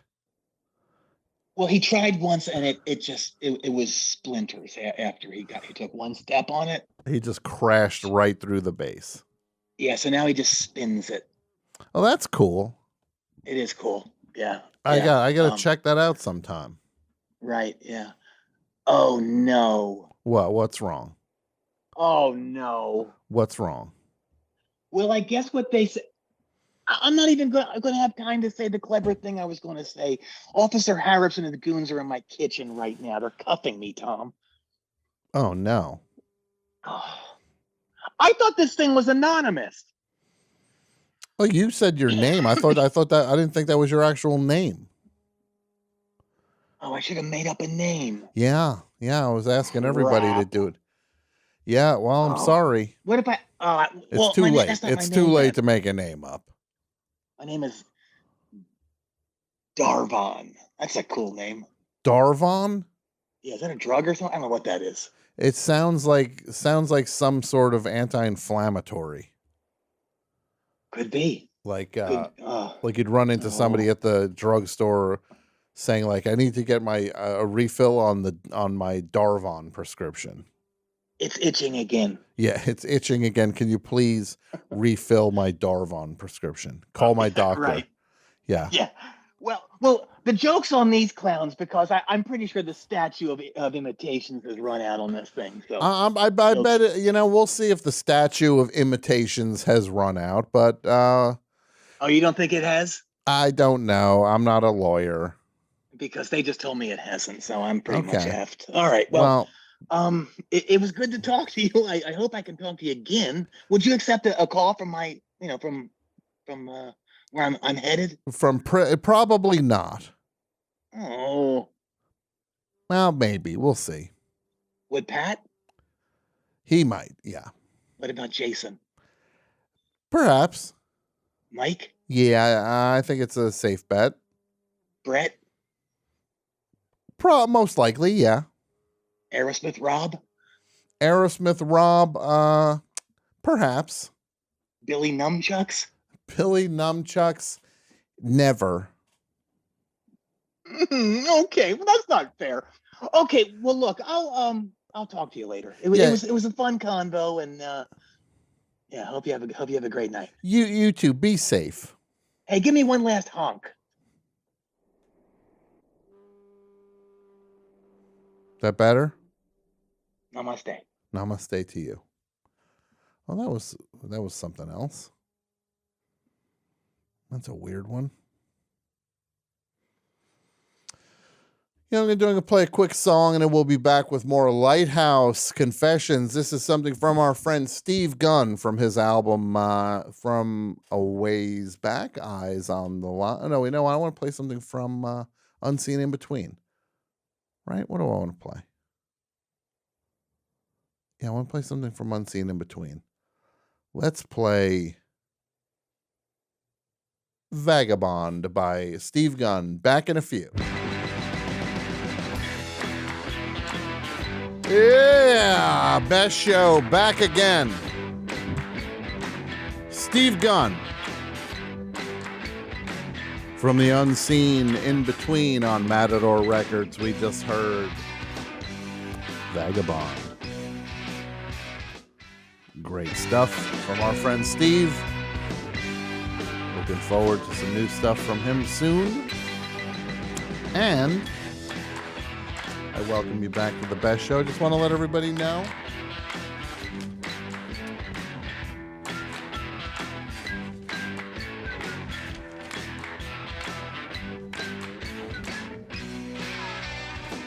real quick, just tell everybody once again, hey, you want to support the show, you go to patreon.com/thebestshow, patreon.com/thebestshow. That's where you can get all the bonus content for the show so far.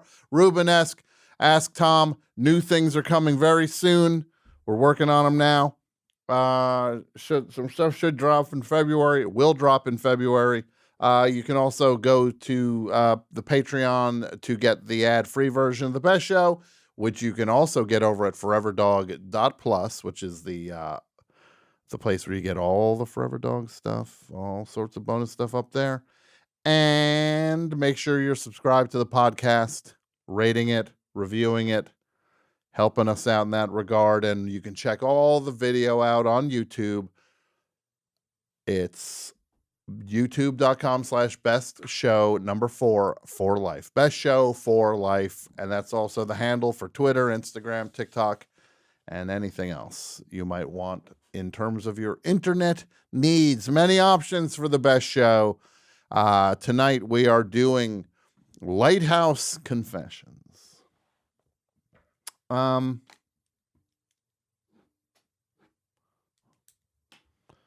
Let's see. The phone number 201-989-0012 if you want to be a part of the Lighthouse Confessions. And how does it work? You call up. You say, you join me in the Lighthouse. It's anonymous. You give a different name if you want. You can do the confessions. No one will know. It will be me. It will be you, all alone. So now, let's go back. And look, with this hat, this is just like a straight up douche hat, right? This is like a douchebag hat. Is that fair? Like this is somebody who works on like The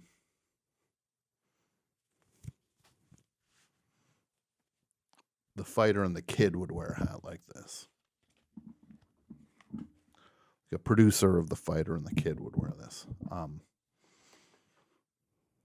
Yeah. So now we go back to the lighthouse.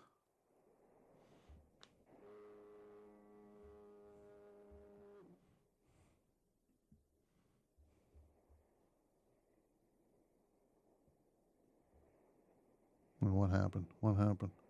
What happened? Where did it go? Hold on. Here we go.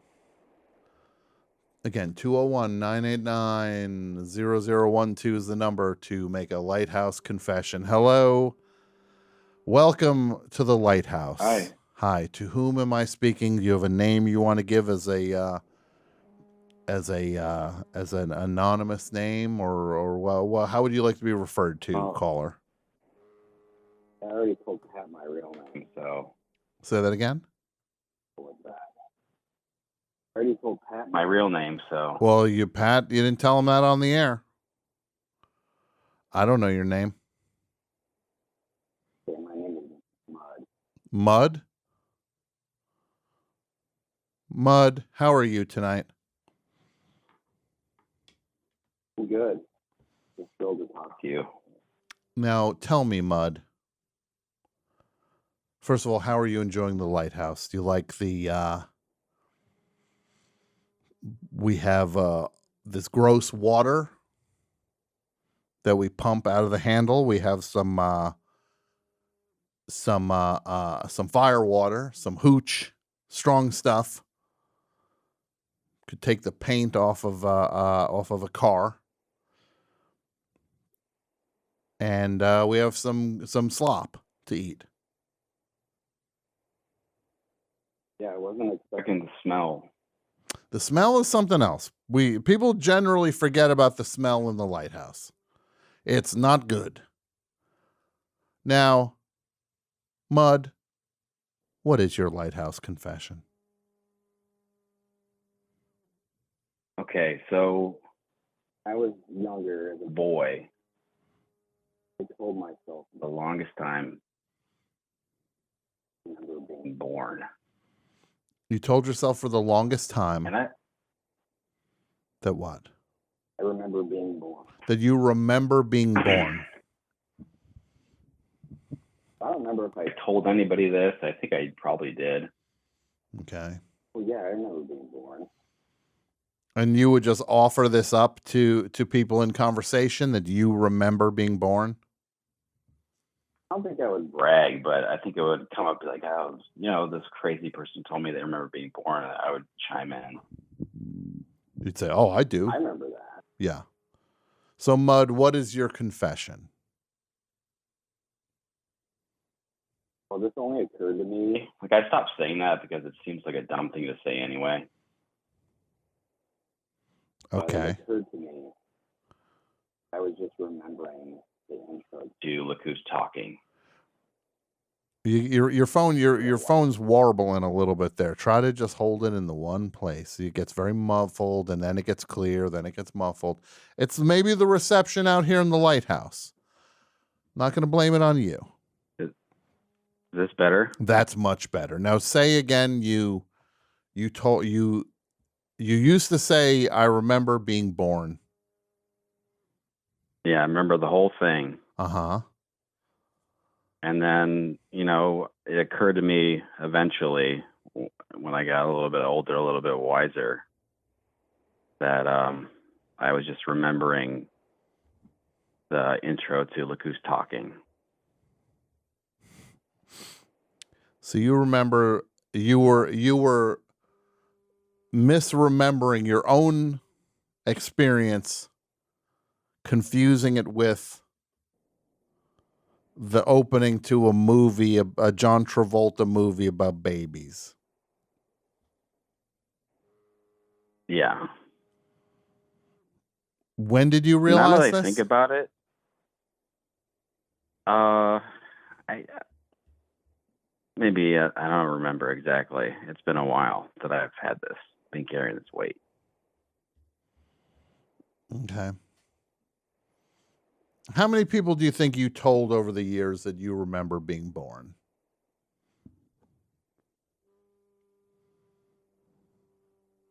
$40? What would you like to say to those people right now, Mud? I like to say I'm sorry I didn't make you want to feel less than for not remembering being born like I said I remembered. Because you didn't remember it either. And yeah. And also, I think the intro involves conception as well, and I certainly don't remember that. I would hope not. Yeah. Yeah. Well, Mud, hopefully you can let go of this and move past it.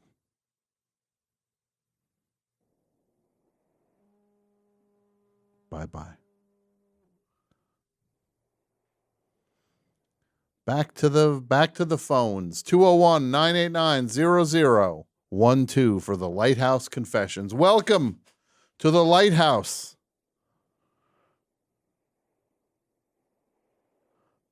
To whom am I speaking? Oh, hi, Tom. It's Walter. It's Walter. Yeah. Walter, welcome to the Lighthouse. How are you tonight? Oh, I'm doing pretty good. How are you? Oh, I'm doing all right. I'm doing all right, Walter. What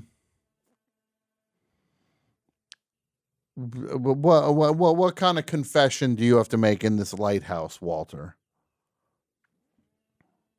Well, there's a man who usually controls me. But sometimes I control him. Well, this is just the most troubling thing I've ever heard in my life. There's a man that controls you. Sometimes for weeks at a time. And how does this man control you, Walter? Well, let's say he's my boss. He's your boss. But sometimes I'm the boss of him. Sounds like a real battle going on there between those two ears on your head, huh? I don't have ears.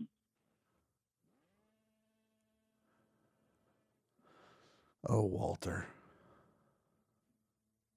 Is this a cry for help? Is this a cry for help in the lighthouse? Should I be scared? Are we trapped alone on this island? On this godforsaken rock, me and Walter? Everybody should be scared when I'm in control.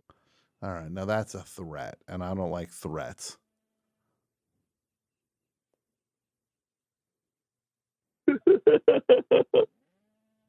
Yeah, you're out of here. 201-989-0012 is the number to call to join the best show, Lighthouse Confessions. I think we burned through all the calls. People are scared. People are scared to call. They don't want to go to the lighthouse. I get it. It's a scary place. But I'm here to be your friend in the lighthouse. I'm your friend. I'm not going to hurt you. I'm not going to trick you. We never heard back from Cookie Monster, who was going to get his mother on the line.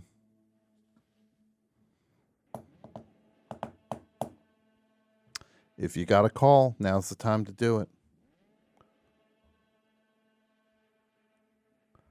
Join the show, won't you? Join me in the lighthouse. Welcome to the lighthouse. Hello. To whom am I speaking? Do you have a name you want to use for this caller? We're going with Grace. Grace. How are you tonight, Grace?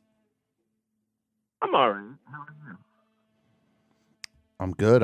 Are you? What do you think of this lighthouse? Do you like the new chair we got? We have a chair now. It's great. Yeah, chair. What chair? Someday we're going to get a second chair in this lighthouse. And when that day comes, boy, oh boy, what a day that'll be. Now, Grace, do you have a confession? Yeah, I do. It's a wild one. What's the confession, Grace? I'm going to say also it's a drug-related one. Let's say that again. Drug-related. It's a drug-related confession. Okay, we can talk about this. Okay. This is a freshman year of college thing, and basically it was like a hard time. It was like finals week, and for some reason, I thought it was a good idea to take what I thought was a normal amount of acid, but it turns out it was more than that. During finals week? Like right before finals week? Yeah. Okay. So you like the Friday before kind of thing. So you went and said, I'm going to drop acid at school. Yeah. You're freshman. I think I had some false sense of confidence because Your phone's a little muffled, Grace.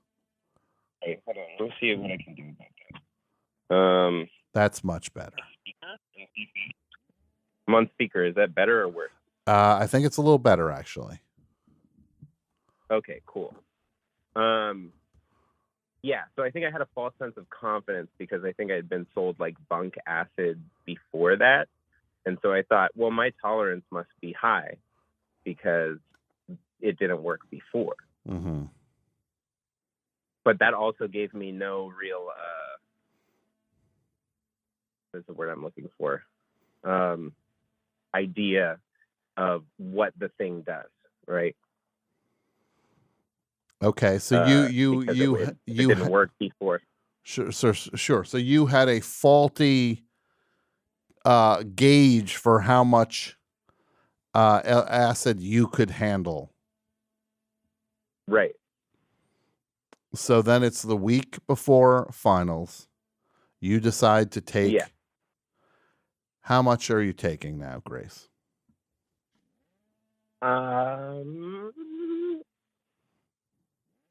Probably between 6 and 9 hits of acid. Holy moly. At once?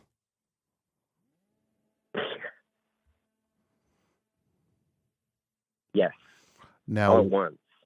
Now, what did this do to you? So at first, I was like, things are starting to get a little weird. And I was with some people and I'm like, you know what? I think I need to go back to the dorm and just chill out. Okay. Right. So that was a good idea. And then I'm in the dorm. There's no good lighting in a dorm, by the way. There's no black light or fuzzy black light posters or anything. This is like a dorm with yellow lighting and stuff. So it's already not the best vibe in there. But then I like start looking at my hands and it starts getting like kind of Cronenberg-y. Okay. And I'm like, okay, maybe this was too much, right?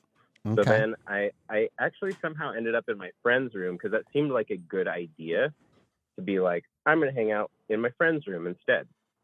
And I was like listening to music in my headphones. And I said to my friend, I think I have taken too much. So don't mess with me. Okay. Right. And then I listen to some music, weird stuff going on in the brain. Then I take off the headphones, and my friend is playing the the music from the movie Inception on a loop. Cool. Yeah, and then two of the other friends are... Right. I don't remember exactly, but it was ominous, I guess.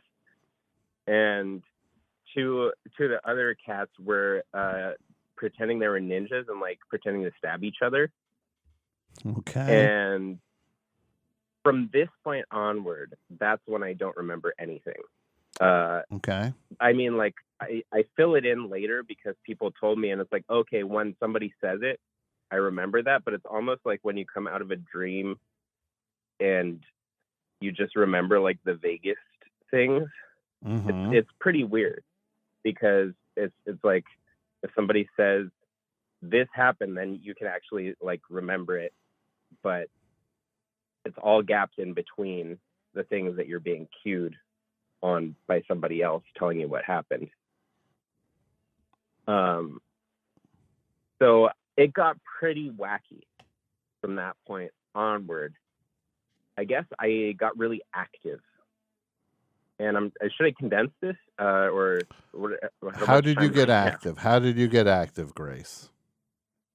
Okay, there was a guy who was like, he had like a new batch that was free.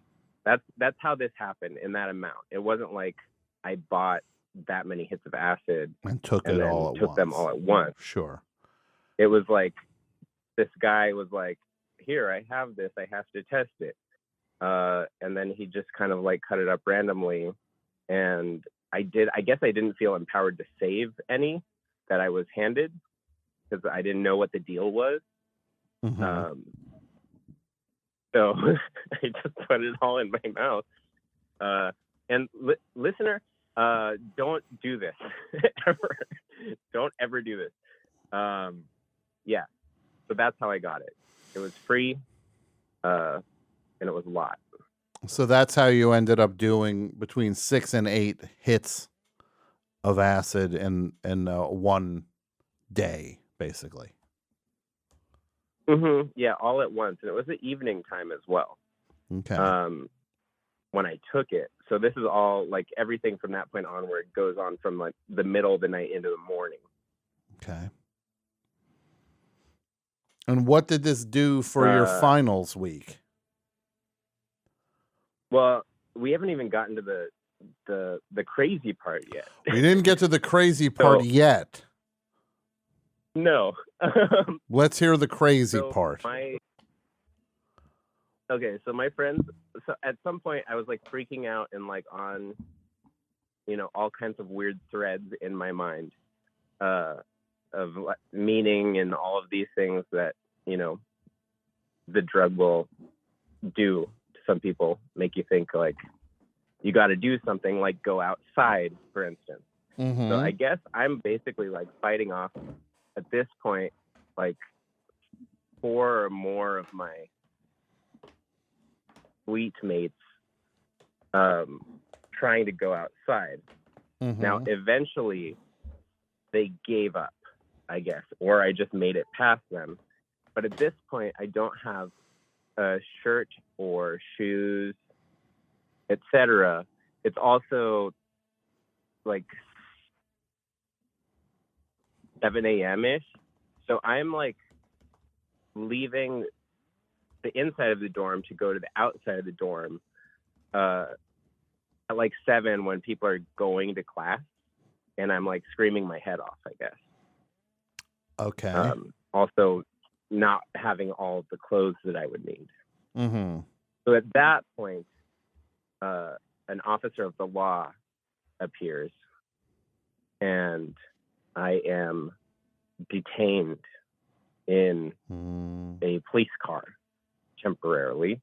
There is a funny part where when I get handcuffed, I say to the cop, "You don't want to do this, brother." But he did. I think this was like right around the time that Workaholics was starting to hit. For what it's worth, that's maybe where that came from.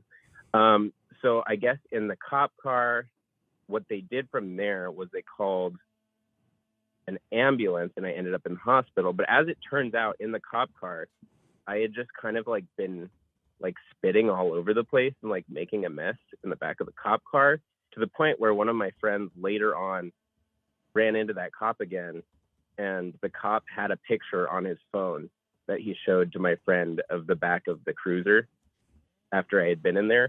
Mm-hmm. And what did that look like? I ended up in the hospital. What? There was a picture, you said? The cop had a picture on his phone.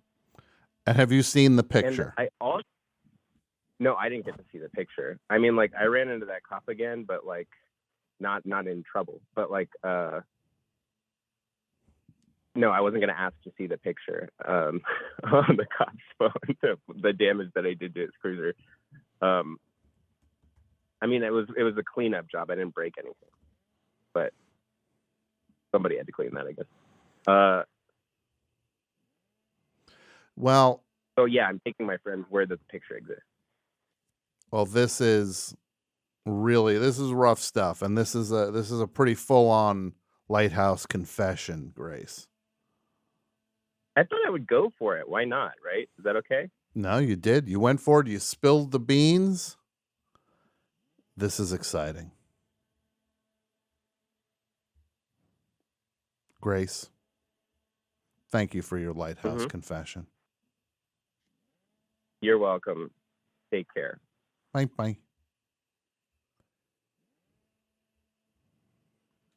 It's a fun night here in the Lighthouse.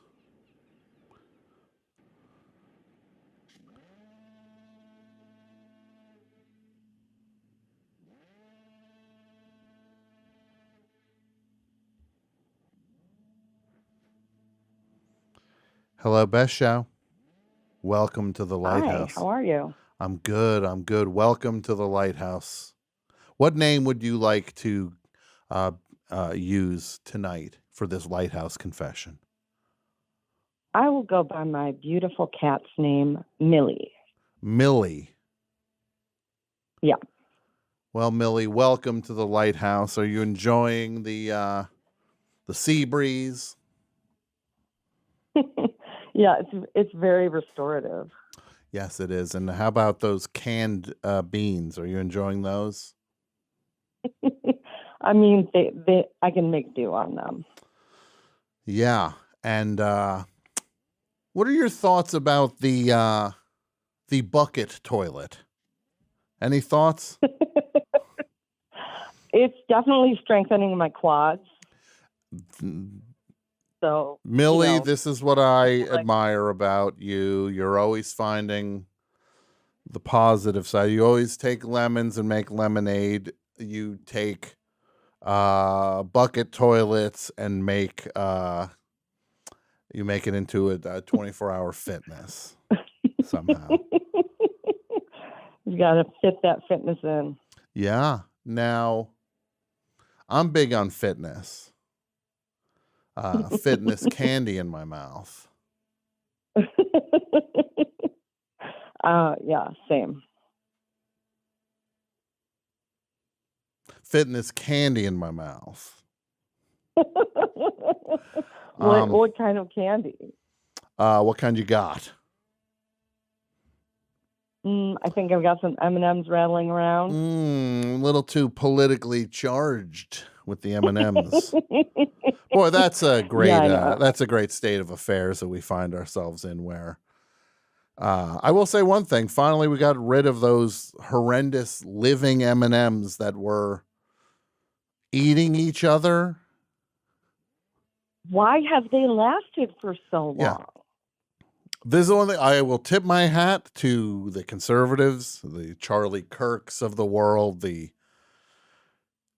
Tucker Carlsons and the Sean Hannitys. They helped finally get rid of the single worst advertising campaign of the last 100 years. I fully agree. Living And I just looked at the M&Ms. Charmin bears. Just yeah, living M&Ms who are eating each other. Yeah, they're just like, I like eating M&Ms. And then these mouthpieces decided to just think about them having genitals and what they may be doing off commercial. I don't even know what they were thinking. I feel like it got out of their control is what it feels like. It feels like I feel like it got away from them, and they're just like, this thing is testing. This thing is like they were shocked that it was getting positive feedback and like it was testing well. The living M&Ms, Yeah. and then they would. You know what? They would Ms. Pac-Man one by dropping a wig and some fancy eyelashes on on an M&M. Then there was the M&M that clearly looked like Donald Trump with the wavy hair. Was that the peanut butter hair? I believe it was hair made of peanut butter, as if it couldn't be more nauseating. As Just if I couldn't fill my brain with more useless facts. imagining wet peanut butter on the head of a living M&M that is 3 feet tall. I'm assuming the way they seem to be, they were a good 3 feet tall. If they would have just shown these M&Ms eating normal M&M candy, I could have hung with that. They were eating other 3-foot sized M&Ms. True. But would the candy be like their unfertilized eggs that were supposed to become children? I don't know. That is a great. It gets complex. Millie, that is one for the ages. Were real M&Ms in this world fetuses is basically what you're saying, or unfertilized eggs that were somehow outside of bodies. Because look, we don't know how like these a lot of M&Ms sea creatures. reproduce. They could have been like sea creatures. Thank you. And really, should the conservatives start worrying about, at what point M&Ms are become considered to be alive? That is the next battle. When is an M&M an M&M? Is it at the point of tearing the bag open? And are they getting those actual M&Ms in bags? Or are they just all over the place for them? And humans are scooping up their eggs and putting them into the bags and selling them. You'd think that humans would be the worst villains in this M&M world then, if they were just selling their eggs, their unfertilized eggs. Humans are worse than true monsters. We are.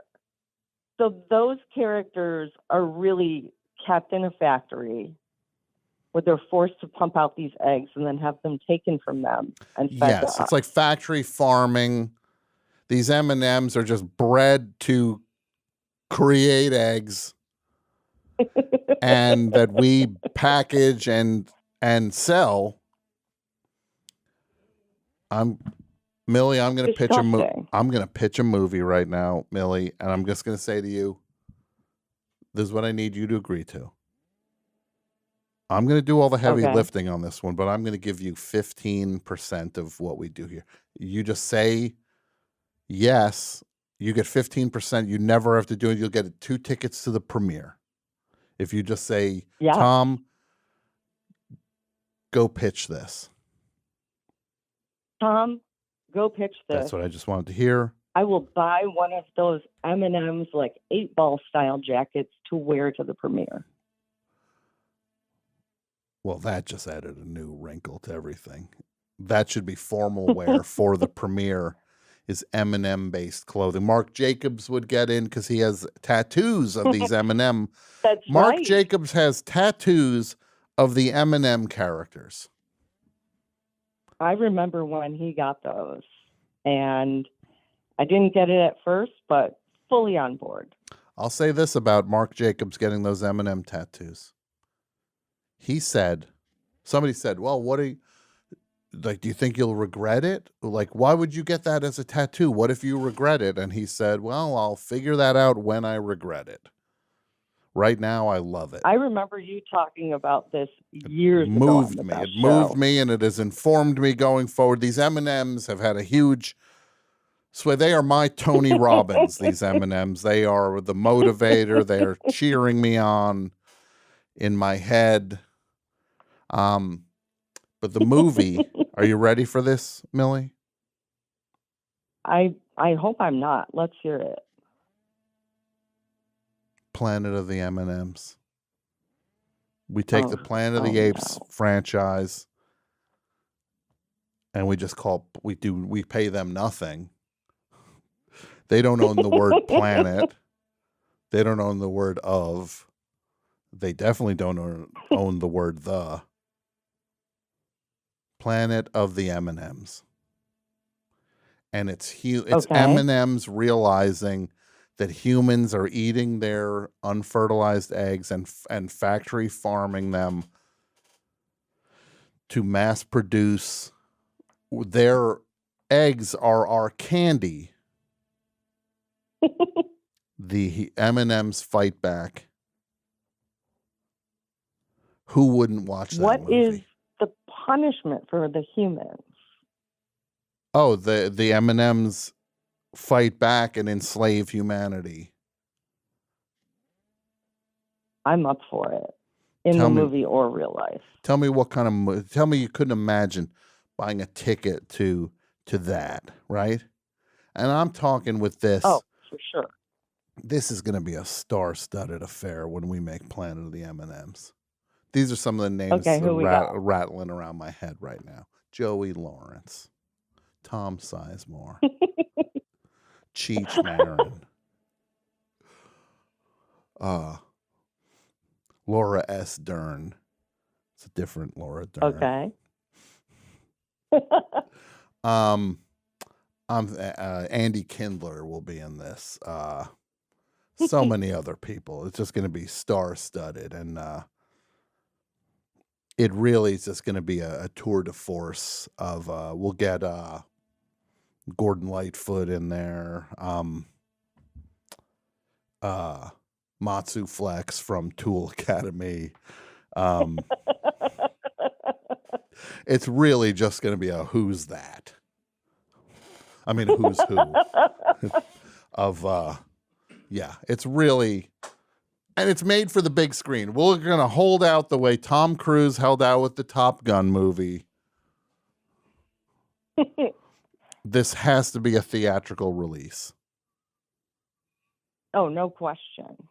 Mm-hmm. But do you feel like we could get maybe Ja Rule as one of them? Ja Rule would be amazing in this. Brandy. The guy from Jackal with the chainsaw. Right? Eddie Trunk. We'll get him in there. Arlo Guthrie. Phil Spector Jr. Henry Rollins. Oh, Henry Rollins, definitely. Tom Hanks will reprise his Colonel Tom Parker for it. Oh my God. And you know who we also have to get? Eminem. Oh, right? yeah, definitely. Like Eminem's doing a concert and he's doing Lose Yourself, and then suddenly looks out and it's all M&Ms in the audience and they're coming toward him. Right? He knew the moment was coming someday. Richard Carpenter we can get in there. Right? Jasmine Guy. Oh, Jasmine Guy. She'll fit it into her schedule. Mystery. Mystery from The Secret. Mystery. We'll get him in there. So many greats will be in this. Right? Hal from 2001 will get in there. Right? Yeah, he's ready. Che Diaz, of course. Yeah, no question. Blanca from Street Fighter.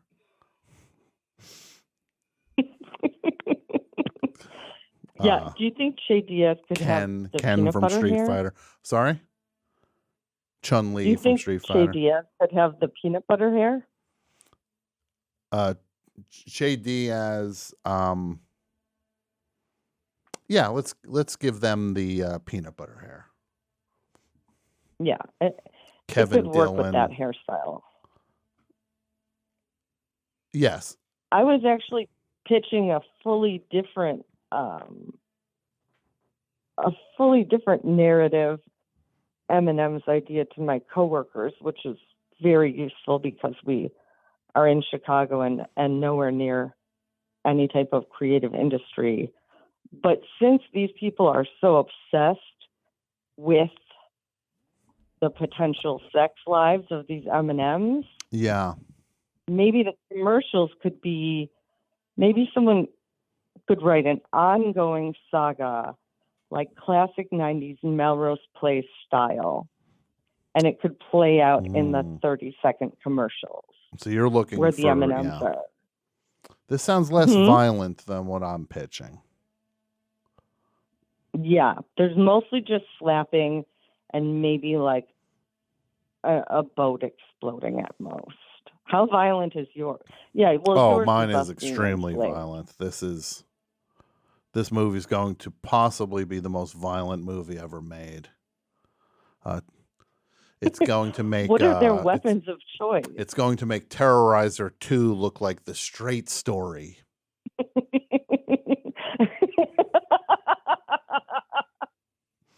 Oh. Terrorizer 2 is going to look like The Straight Story. Jack Irons from Red Hot Chili Peppers will be in it. Justin Roiland, we'll get him in there. No, we're not. He's not a part of this M&M thing. Yeah. That's not a part. We're not getting him in this. He can't get anywhere into this M&M. He can't buy a ticket to this M&M movie. He'll be turned away at the box office. Agneta, Annie Fried, and Bjorn from ABBA, not Benny. It's nowhere near it.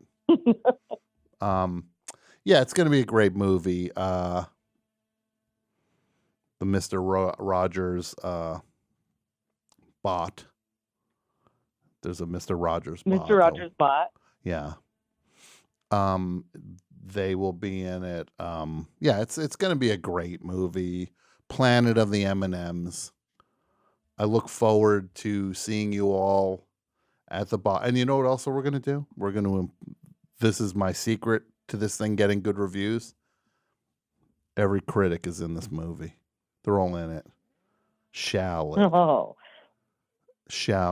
Malton, the movie boy. Siskel's no longer with us. Oh, sorry. Siskel ain't with us.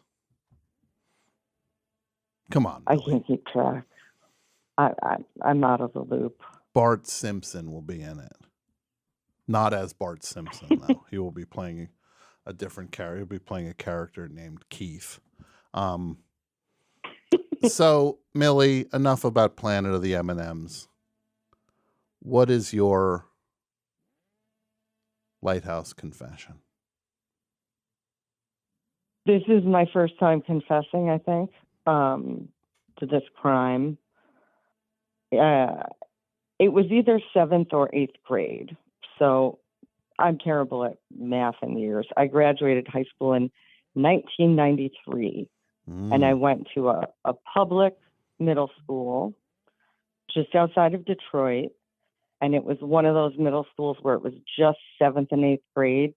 Mm-hmm. Just 7th and 8th graders in a cinder block building full of teachers at the end of their careers. And it was just a nightmarescape. Why were they at the end of their careers? I don't know. That just was the coincidence. So they were pretty checked out. I had a teacher who teased her beehive every day. She had a full gray beehive hairdo, and that is how old I am now, that still existed when I was in 7th grade. Mm-hmm. I mean, it was way out of date. This is so far out of fashion at that point. So yeah, it was super far out of fashion. So you're at So you're at this school. What happens? Yes, so we have gym class, which none of us like, obviously, and our gym teacher is just straight out of an 80s movie, a stern, older woman, and the locker situation was that every locker used the exact same key. There was one key on a lanyard. And what? How's that possible? How is that possible? Here's why I was thinking about this. I was thinking about this while I was on hold. It's because all the lockers got locked, and then the gym teacher held onto the key while we did whatever we did at gym. And then when we went back to the locker room, she gave us the key, and we had to pass it around to get into our lockers. Well, that sounds very effective, and it sounds like it really minimizes a lot of unnecessary. There's one key for everyone's locker, and the key has to get passed around with children. Yeah, I can't picture how that would go sideways. Exactly. Where's the key? So it's not like what? Where's the key? Right? Who's got the key? All right, which one of you kids has the key? Yeah. It's actually insane now that I think about it. And it was on a lanyard, and because it was such a pain to get the key around and to get the key when you needed it, what people would do is throw the key over the lockers to the next row, to the next aisle of lockers. Okay. And just so you didn't have to walk around, someone would ask for the key and you'd throw it. And that was strictly forbidden. That was a rule, which now I understand. I guess you could scratch a cornea, right? Mm-hmm. But sure, we have one key, and we had to get ready in time to get to our next class. So most people threw the key over. Mm-hmm. I usually didn't. I was just as low profile as I could stay in this terrifying middle school. Not that it was just socially terrifying because it's 7th and 8th graders, and I was very shy. Sure, of course. But of course. on this, what? Of course, I'm backing you up on this. Yeah, on this particular day, someone asked for the key, and I did throw it.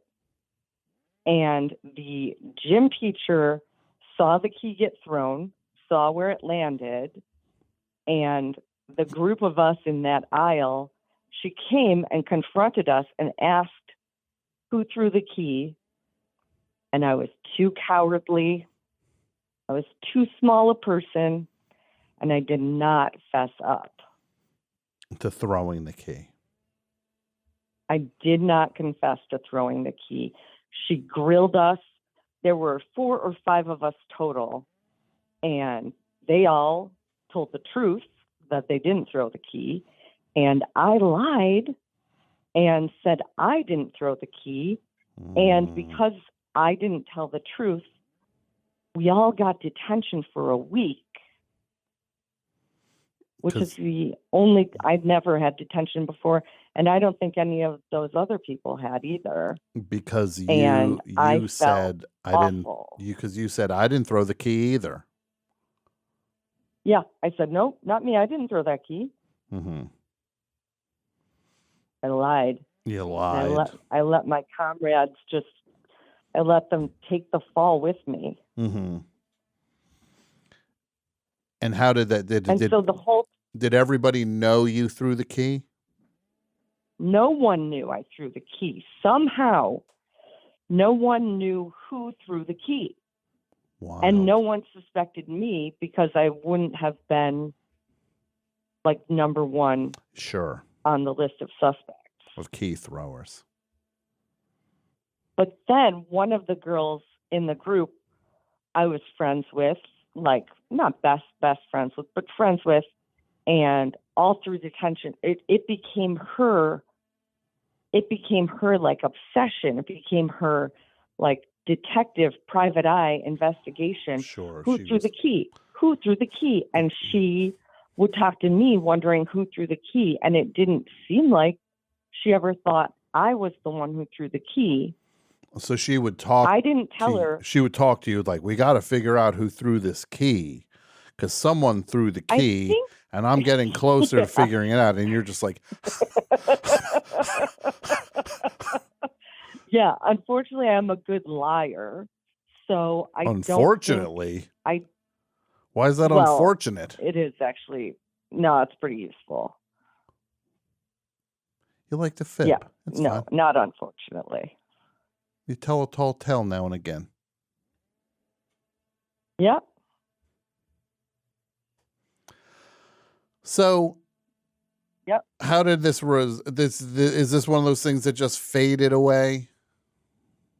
Well, kind of, but I kept going to school with this girl all the way through. We went to high school together, and she would bring it up every so often, all the way up until signing my senior yearbook. Who threw the key with a little drawing of the key? Mm-hmm. Amazing. It just followed me. And we stayed in touch for a little while after we went to college, and we'd have phone calls because she had a giant crush on a friend of hers, and I would listen to her talk about him. But then did you she would ever always say be like, it? Who threw the key? Did you ever tell this friend you threw the key? Never. Never. Are you still in touch with this friend? No. I do remember her full name. It's not super common. What if you sent a postcard that just said, with no return address or anything, it just said, I threw the key. I will do this. Well, Millie, thank you for the call. Thank you for the Lighthouse Confession. It was really great to talk to you. You have a great night. Bye. You too. These Lighthouse Confessions are getting more and more intense. Can you feel it? Can you feel it? And this Eminem movie, I don't want none of you stealing it. If I go to the theater and I see this Eminem movie, I'm going to get you. Oh, I'm going to get you. But good. The Eminem movie's playing in a theater. Very exciting that the Oscar nominations are out, and our friend, everybody's friend, Dean Fleischer Camp is nominated for the Marcel the Shell movie. Very cool. Hope Dean wins. I hope he wins all the awards. Hope he wins everything. I will say the Razzie nominations are out too. Oh my good boy, aren't the Razzies a real hoot? And I'll say this about the Razzies. I'm generally not somebody who feels like, oh, if you can't do the thing, you can't criticize the thing. Like there's a certain kind of person where they're just like, oh, I think this sucks. Well, can you do any better? I generally feel like, yeah, look, you're allowed to criticize things. You're allowed to criticize them. You don't like it, you're allowed to say. You don't have to do the thing better than the person you're criticizing to be allowed to criticize them. It's like, look, there's NBA, but I think Draymond Green sucks in the NBA. He's infinitely better at basketball than I am, but I think he's not so, I can't be better than him, so I can't criticize him. No, I don't believe it. But except for the Razzies. Who are these? Who's doing that? Like, ooh, you know who we're going to stick it to this year? The Razzies. Who are we going to get? Ooh, let's go after Tom Hanks and Elvis. Now, is it a weird? Look, that Tom Hanks performance. You get down on your knees and you thank your lucky stars that happened. Those are the most exciting things I've ever seen. It's weird. Don't mistake weird for bad, you people. Weird's fine. Weird can be bad. Let me think this through. Weird can be bad. Bad can be weird, but it's not an automatic thing that weird is bad or that bad is weird. The Razzies. The Razzies are the only thing I feel like I want to see what these people are capable of. Yeah, they nominated a child for the Razzies, like a 12-year-old for worst actor. You know where the Razzies kids are. I'm going to whip oranges at them when they're on stage, their school play. I'll throw raspberries at them. I'll go to where their kids are performing, and I'll throw not at the children, I'll throw them at the parents. The raspberry parent, the Razzies. Let me look at the Razzie nominees for this year. The Razzies.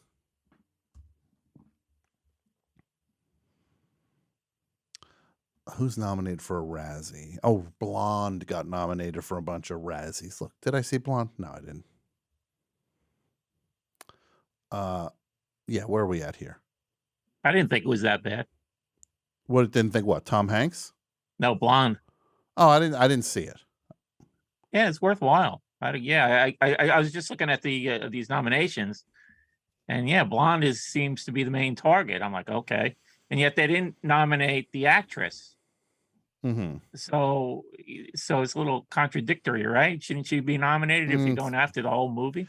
Of course, Mike. The Bizarre, Razzies. yeah. Look at this thing. Weird. I'm with you on this. Worst picture. Oh, thank you, Mike. I appreciate it. It's nice to we got a united front. I appreciate it. Blonde. There's a worst picture. Blonde. Disney's Pinocchio. Morbius. The King's Daughter. Then like worst actor, Pete Davidson for being the voice of Marmaduke. Really? Pete Davidson is the voice. That was one of the 5 worst performances of the year. Because look, I'm not going to say, I look at this list, all I see is like, you're going to put this list together and there ain't no sign of Black Adam on this list. Can you imagine seeing that thing? Because look, has The Rock ever done a good movie? This guy might have the lowest batting average in the history of show business. He might be like 0-23 at this point. Has he even seen he might not even see good movies. What's a good movie The Rock made? Well, I'm just saying, the Razzies. It's so arbitrary. Worst actress. Who's the kid on here that they are picking on? They're picking on a child. I guess a 12-year-old got nominated for a Razzie. I just can't imagine and Pete Davidson's nominated for worst supporting actor. So the Razzies, they get their britches in a bunch, and they decide it's like, ooh, let's pick on Pete Davidson this year. He's gonna get a Razzie. Can you imagine? Well, actually, I working for the Razzies. Like somebody just speaks. Hey, Glenn, do you want to come over and watch the game? Actually, January and February are a little busy for me. Why is that? Have you ever heard of the Golden Raspberry Awards? I'm actually I'm on the board of directors for the Razzies, and it gets a little heated around that time of year for and like Machine Gun Kelly, because I guess he acted in a movie. It's like, yeah, of course he sucks. It's Machine Gun Kelly. But just like, they're picking on people who are like annoying in the culture as if this is the worst thing. Like Pete Davidson, Jared Leto, Machine Gun Kelly. Look, these are annoying people. I get it. You gotta hang your head low if you work for the Razzies. You gotta hang your head low. The Razzies. Just imagine telling your child you work for the Razzies. Daddy, what do you do? Well, Billy, there are movies every year, and there are awards that give out for the best. And your father works at an organization that gives out the worst awards for the worst performances. Yeah, whatever. It's not even worth talking about the freaking Razzies. Let's take some calls. Got a few to go. Back to the Lighthouse. Oh, this chair went down again. There's a warning right now.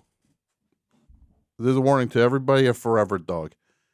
If I keep turning my ankle like a normal human sitting in a chair for 3 hours, and I can lower my chair as if I'm in a barber shop, I feel like I'm I might as well be a Jiffy Lube lowering a car down. I ain't no human car, Forever Dog. You look out, Forever. And I know you're all watching. This chair, I move my ankle. Watch, I just move my ankle like this. This is what happens. Look, I move my ankle, and then the chair goes down like that. Now look at me. I'm at the little kids' table on Thanksgiving. Best show. Hi. Hi, welcome to Lighthouse Confessions. What name would you like to be referred to as? Phil. Phil? Phil. Phil. Welcome, Phil. As in Phyllis. As in Phil what now? Phil and Phyllis for the Phillies. For the Phillies. So you got the pride of Philadelphia is what you're talking about. A little bit. You all fired up? You all proud to be from Philadelphia? A little bit. Okay. What can I do for you tonight, Phil? You got a confession? I have a confession. Well, let's hear it. There was this girl in college, and we were friends, and I kind of liked her. Okay. And we were walking. It was late at night. It was around the college. It was like kind of on the outskirts of the city. And there were these stone buildings we were walking by. Okay. And we were walking. I guess it was after a party or something. And she suddenly says, "Is that a hand?" And she's looking off to one of the buildings. I look over, and there's a door, and there's a knocker, and in the knocker is actually a hand holding a ball, and that's the knocker. Okay.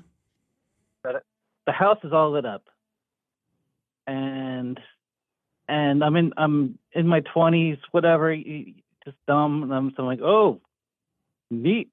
So I walk over and I knock on it. I don't know why. I just wanted to do something crazy for her or something like that. Okay. So no one answers. So I decided to rip it, like to take it off the door. To take the knocker off the door. I started like unwinding it, like because it was kind of loose, so I just kept unwinding it, and I just kept unwinding it, and I took it off the door and gave it to her. So you stole it. That's what you're saying. I stole it. I trashed property and stole a door knocker for this girl. Do you think this knocker was worth money? I don't know. It was like metal. Who knows? I'm going to guess yes, it was worth money. Probably. And what do you feel when you think of this knocker incident?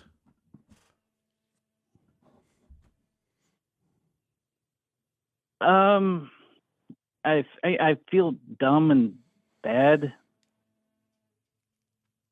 It was a long time ago. I mean, how long ago? Decades. Decades. Yeah. Okay.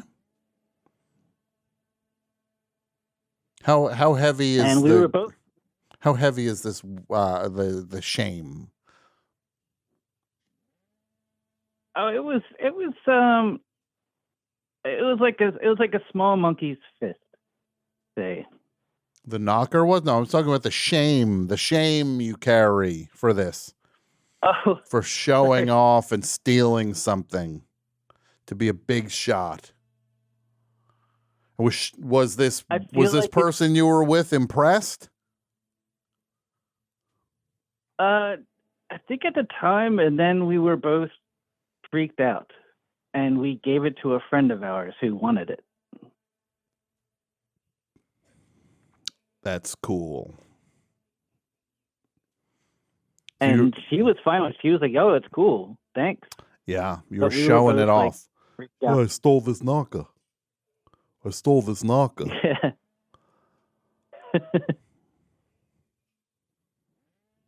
How can you rectify this karmically? I don't know. I mean, the person that got it, I think she still has it and still likes it. Okay. How can you rectify this situation karmically? I'm not asking about returning the knocker. I don't know. I don't really know that girl. I don't know any of them anymore. What is an act that you can do? What is an act that you can do that has nothing to do with the knocker that will change it? Because your life, I'm going to guess this. First of all, you're from Philadelphia. This says everything I need to know. You people from Philly, they live by problem child rules. What they want, they take. What they don't, they break. That's other people. Full AC/DC problem child rules, or the movie Problem Child. So you already are a low character, and I don't mean everybody from Philly's low character, but you certainly are. What can you do? What if you gave money to the dog shelter, to the animal shelter that we're doing in tribute to Jason Gore's dog Hans? His fabulous hound Hans. Yes. How about that? What if you make a donation in honor of Hans and the door knocker you stole? So I made a donation earlier tonight. Okay. I will make another donation. Well, look at that. For the door knocker. And there you go. I love it. You're a class act. That's very un-Philly of you. I'm trying to grow. You're trying. Look, keep at it. You're doing a great job. Bye. Bye.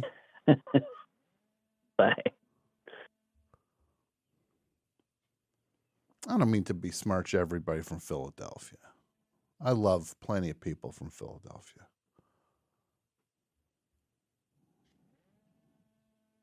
There's a few of you, though. A few of you. Bad news.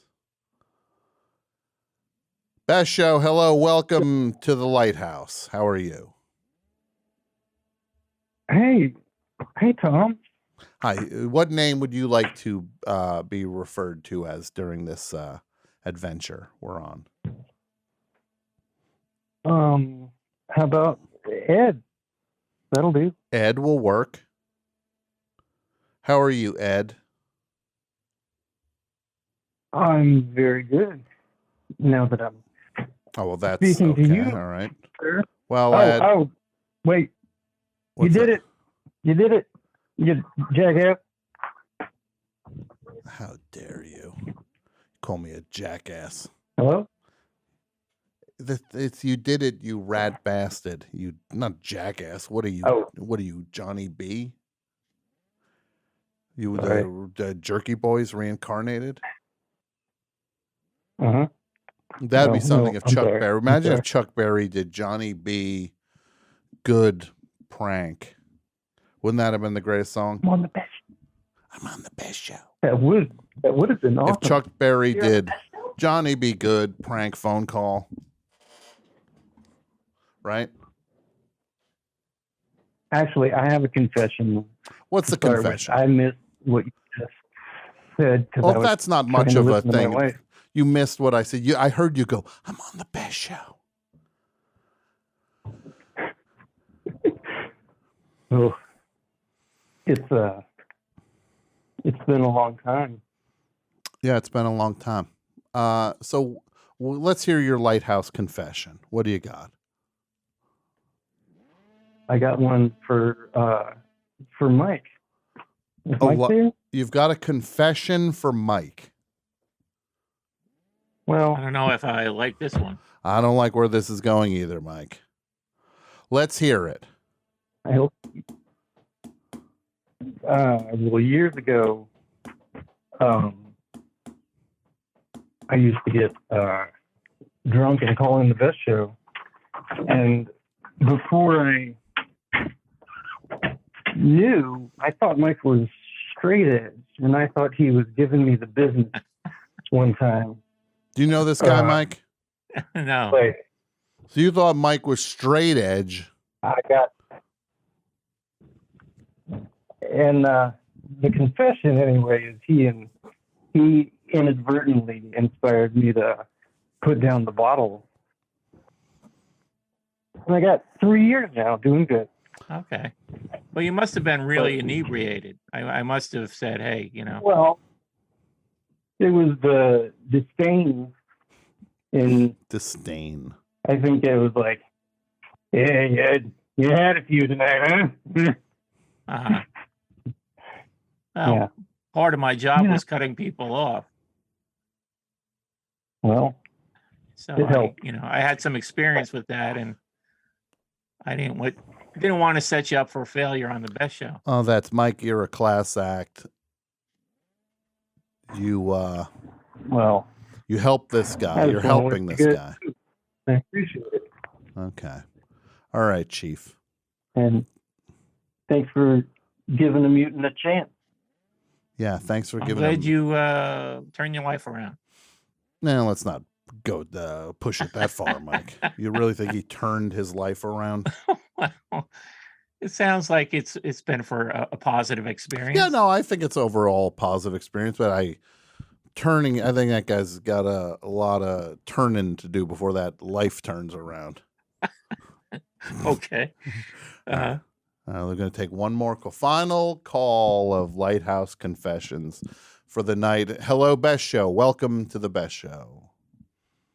Hi, Tom. Hi.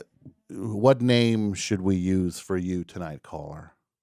Someone stole my name. So I'll go with kale, like the vegetable. Kale, like the vegetable. Yeah.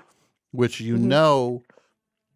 Kale was one of the top-selling vegetables just for garnish for decades. It was used at salad bars as decoration, but not actually as food. That's really exciting. Thank you. I'm here to excite. Can I say that the beanie, I know you're going, like, I understand obviously like the vibe you're going for, but it's actually giving much more alternative, like Billie Eilish or something, or maybe like a guy, like a front man of like like a death metal band or something. Yeah, no, I feel like I'm at, I feel like I said earlier, I did say it's giving off serious douche vibes. No, I feel like, do I hardcore. you think I'm like, as the kids say, it goes hard. That beanie goes hard. thank you. That's the nicest thing anybody's ever said to me. I'll thank the people at Target that I bought it at 45 minutes before the show started. Do you think I look like Billie Eilish's brother? He's very talented. Oh yeah, Bobby. Bobby? No, sorry. I was making up an imaginary What's his name? Eilish. What's his name? Fergus? Or is that the guy? That's the guy from The Patrick? Traitors. Fergus Oh. is the guy from The Traitors, the best reality show. Love Island UK is the best reality show ever.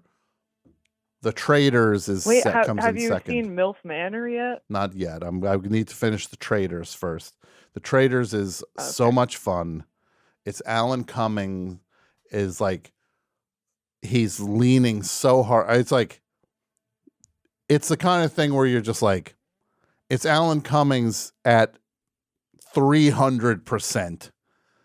And he's just like, he's in a Scottish castle and they murder different people it's like basically the game Mafia or Werewolf combined with Survivor as a reality show. It's pretty amazing. That's Cal. crazy. And he comes when I was a down kid, in I the had a morning. crush on Alan Cumming and Annie. He'll come down in the morning and he'll be like, well, how are we all doing today? Be like, alas, someone was murdered. And he's leaning into it so hard, it's a blast. So, yeah, he's great. He's great. He's amazing. So what is this lighthouse confession for you, Cal? What would that be?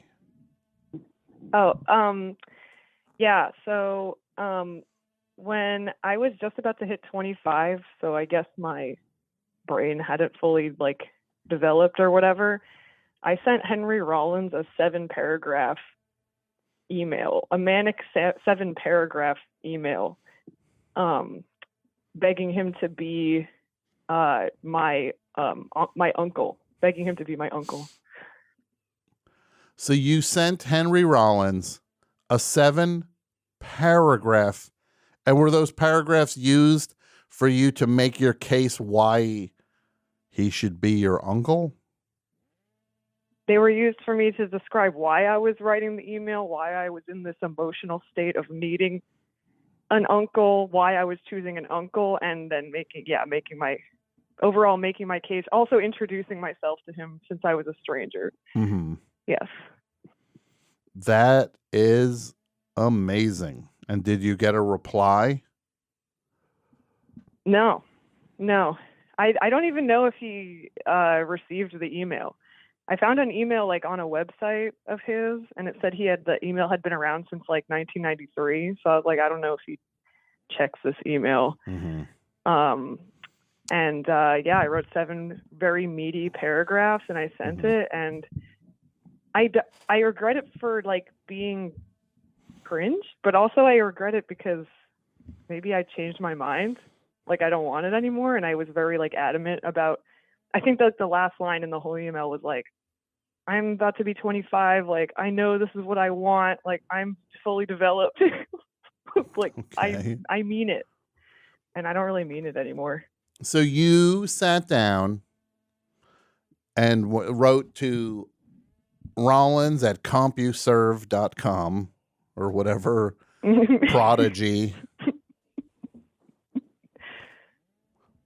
What did you use, Cal? What was your internet provider back then? I loved Prodigy because I love the band and I love the server. Band is great. Yeah. You love the server? Bring the pressure. I'll test ya. Right? Psychosomatic traumatic insane.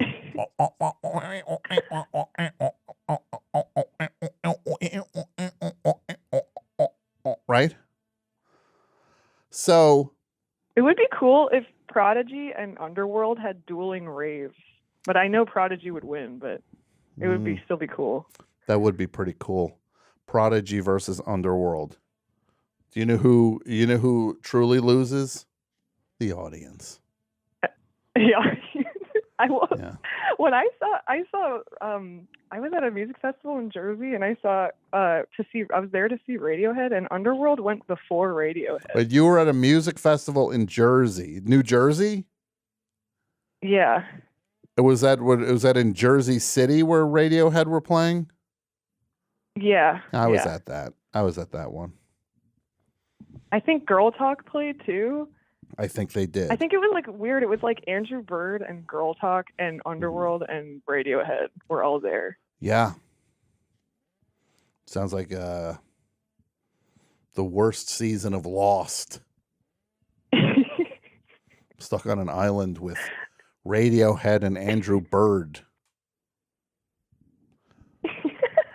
So, no, I was Only at Henry that. Rollins was there. So look, Henry Rollins, you wanted him to be your uncle. Maybe you'll still get a reply. Who knows, Cal? It could still happen. No. I think we got to push for this. Sorry. But no, this is the thing. If he gets back to me now, I change my mind. Like, I'm gonna be embarrassed. I'm gonna be like, like it's too late, you know. I get it, but you can't pick your relatives, Cal. He's your uncle. This is what I'm saying. He's your uncle. Respect All your right. family.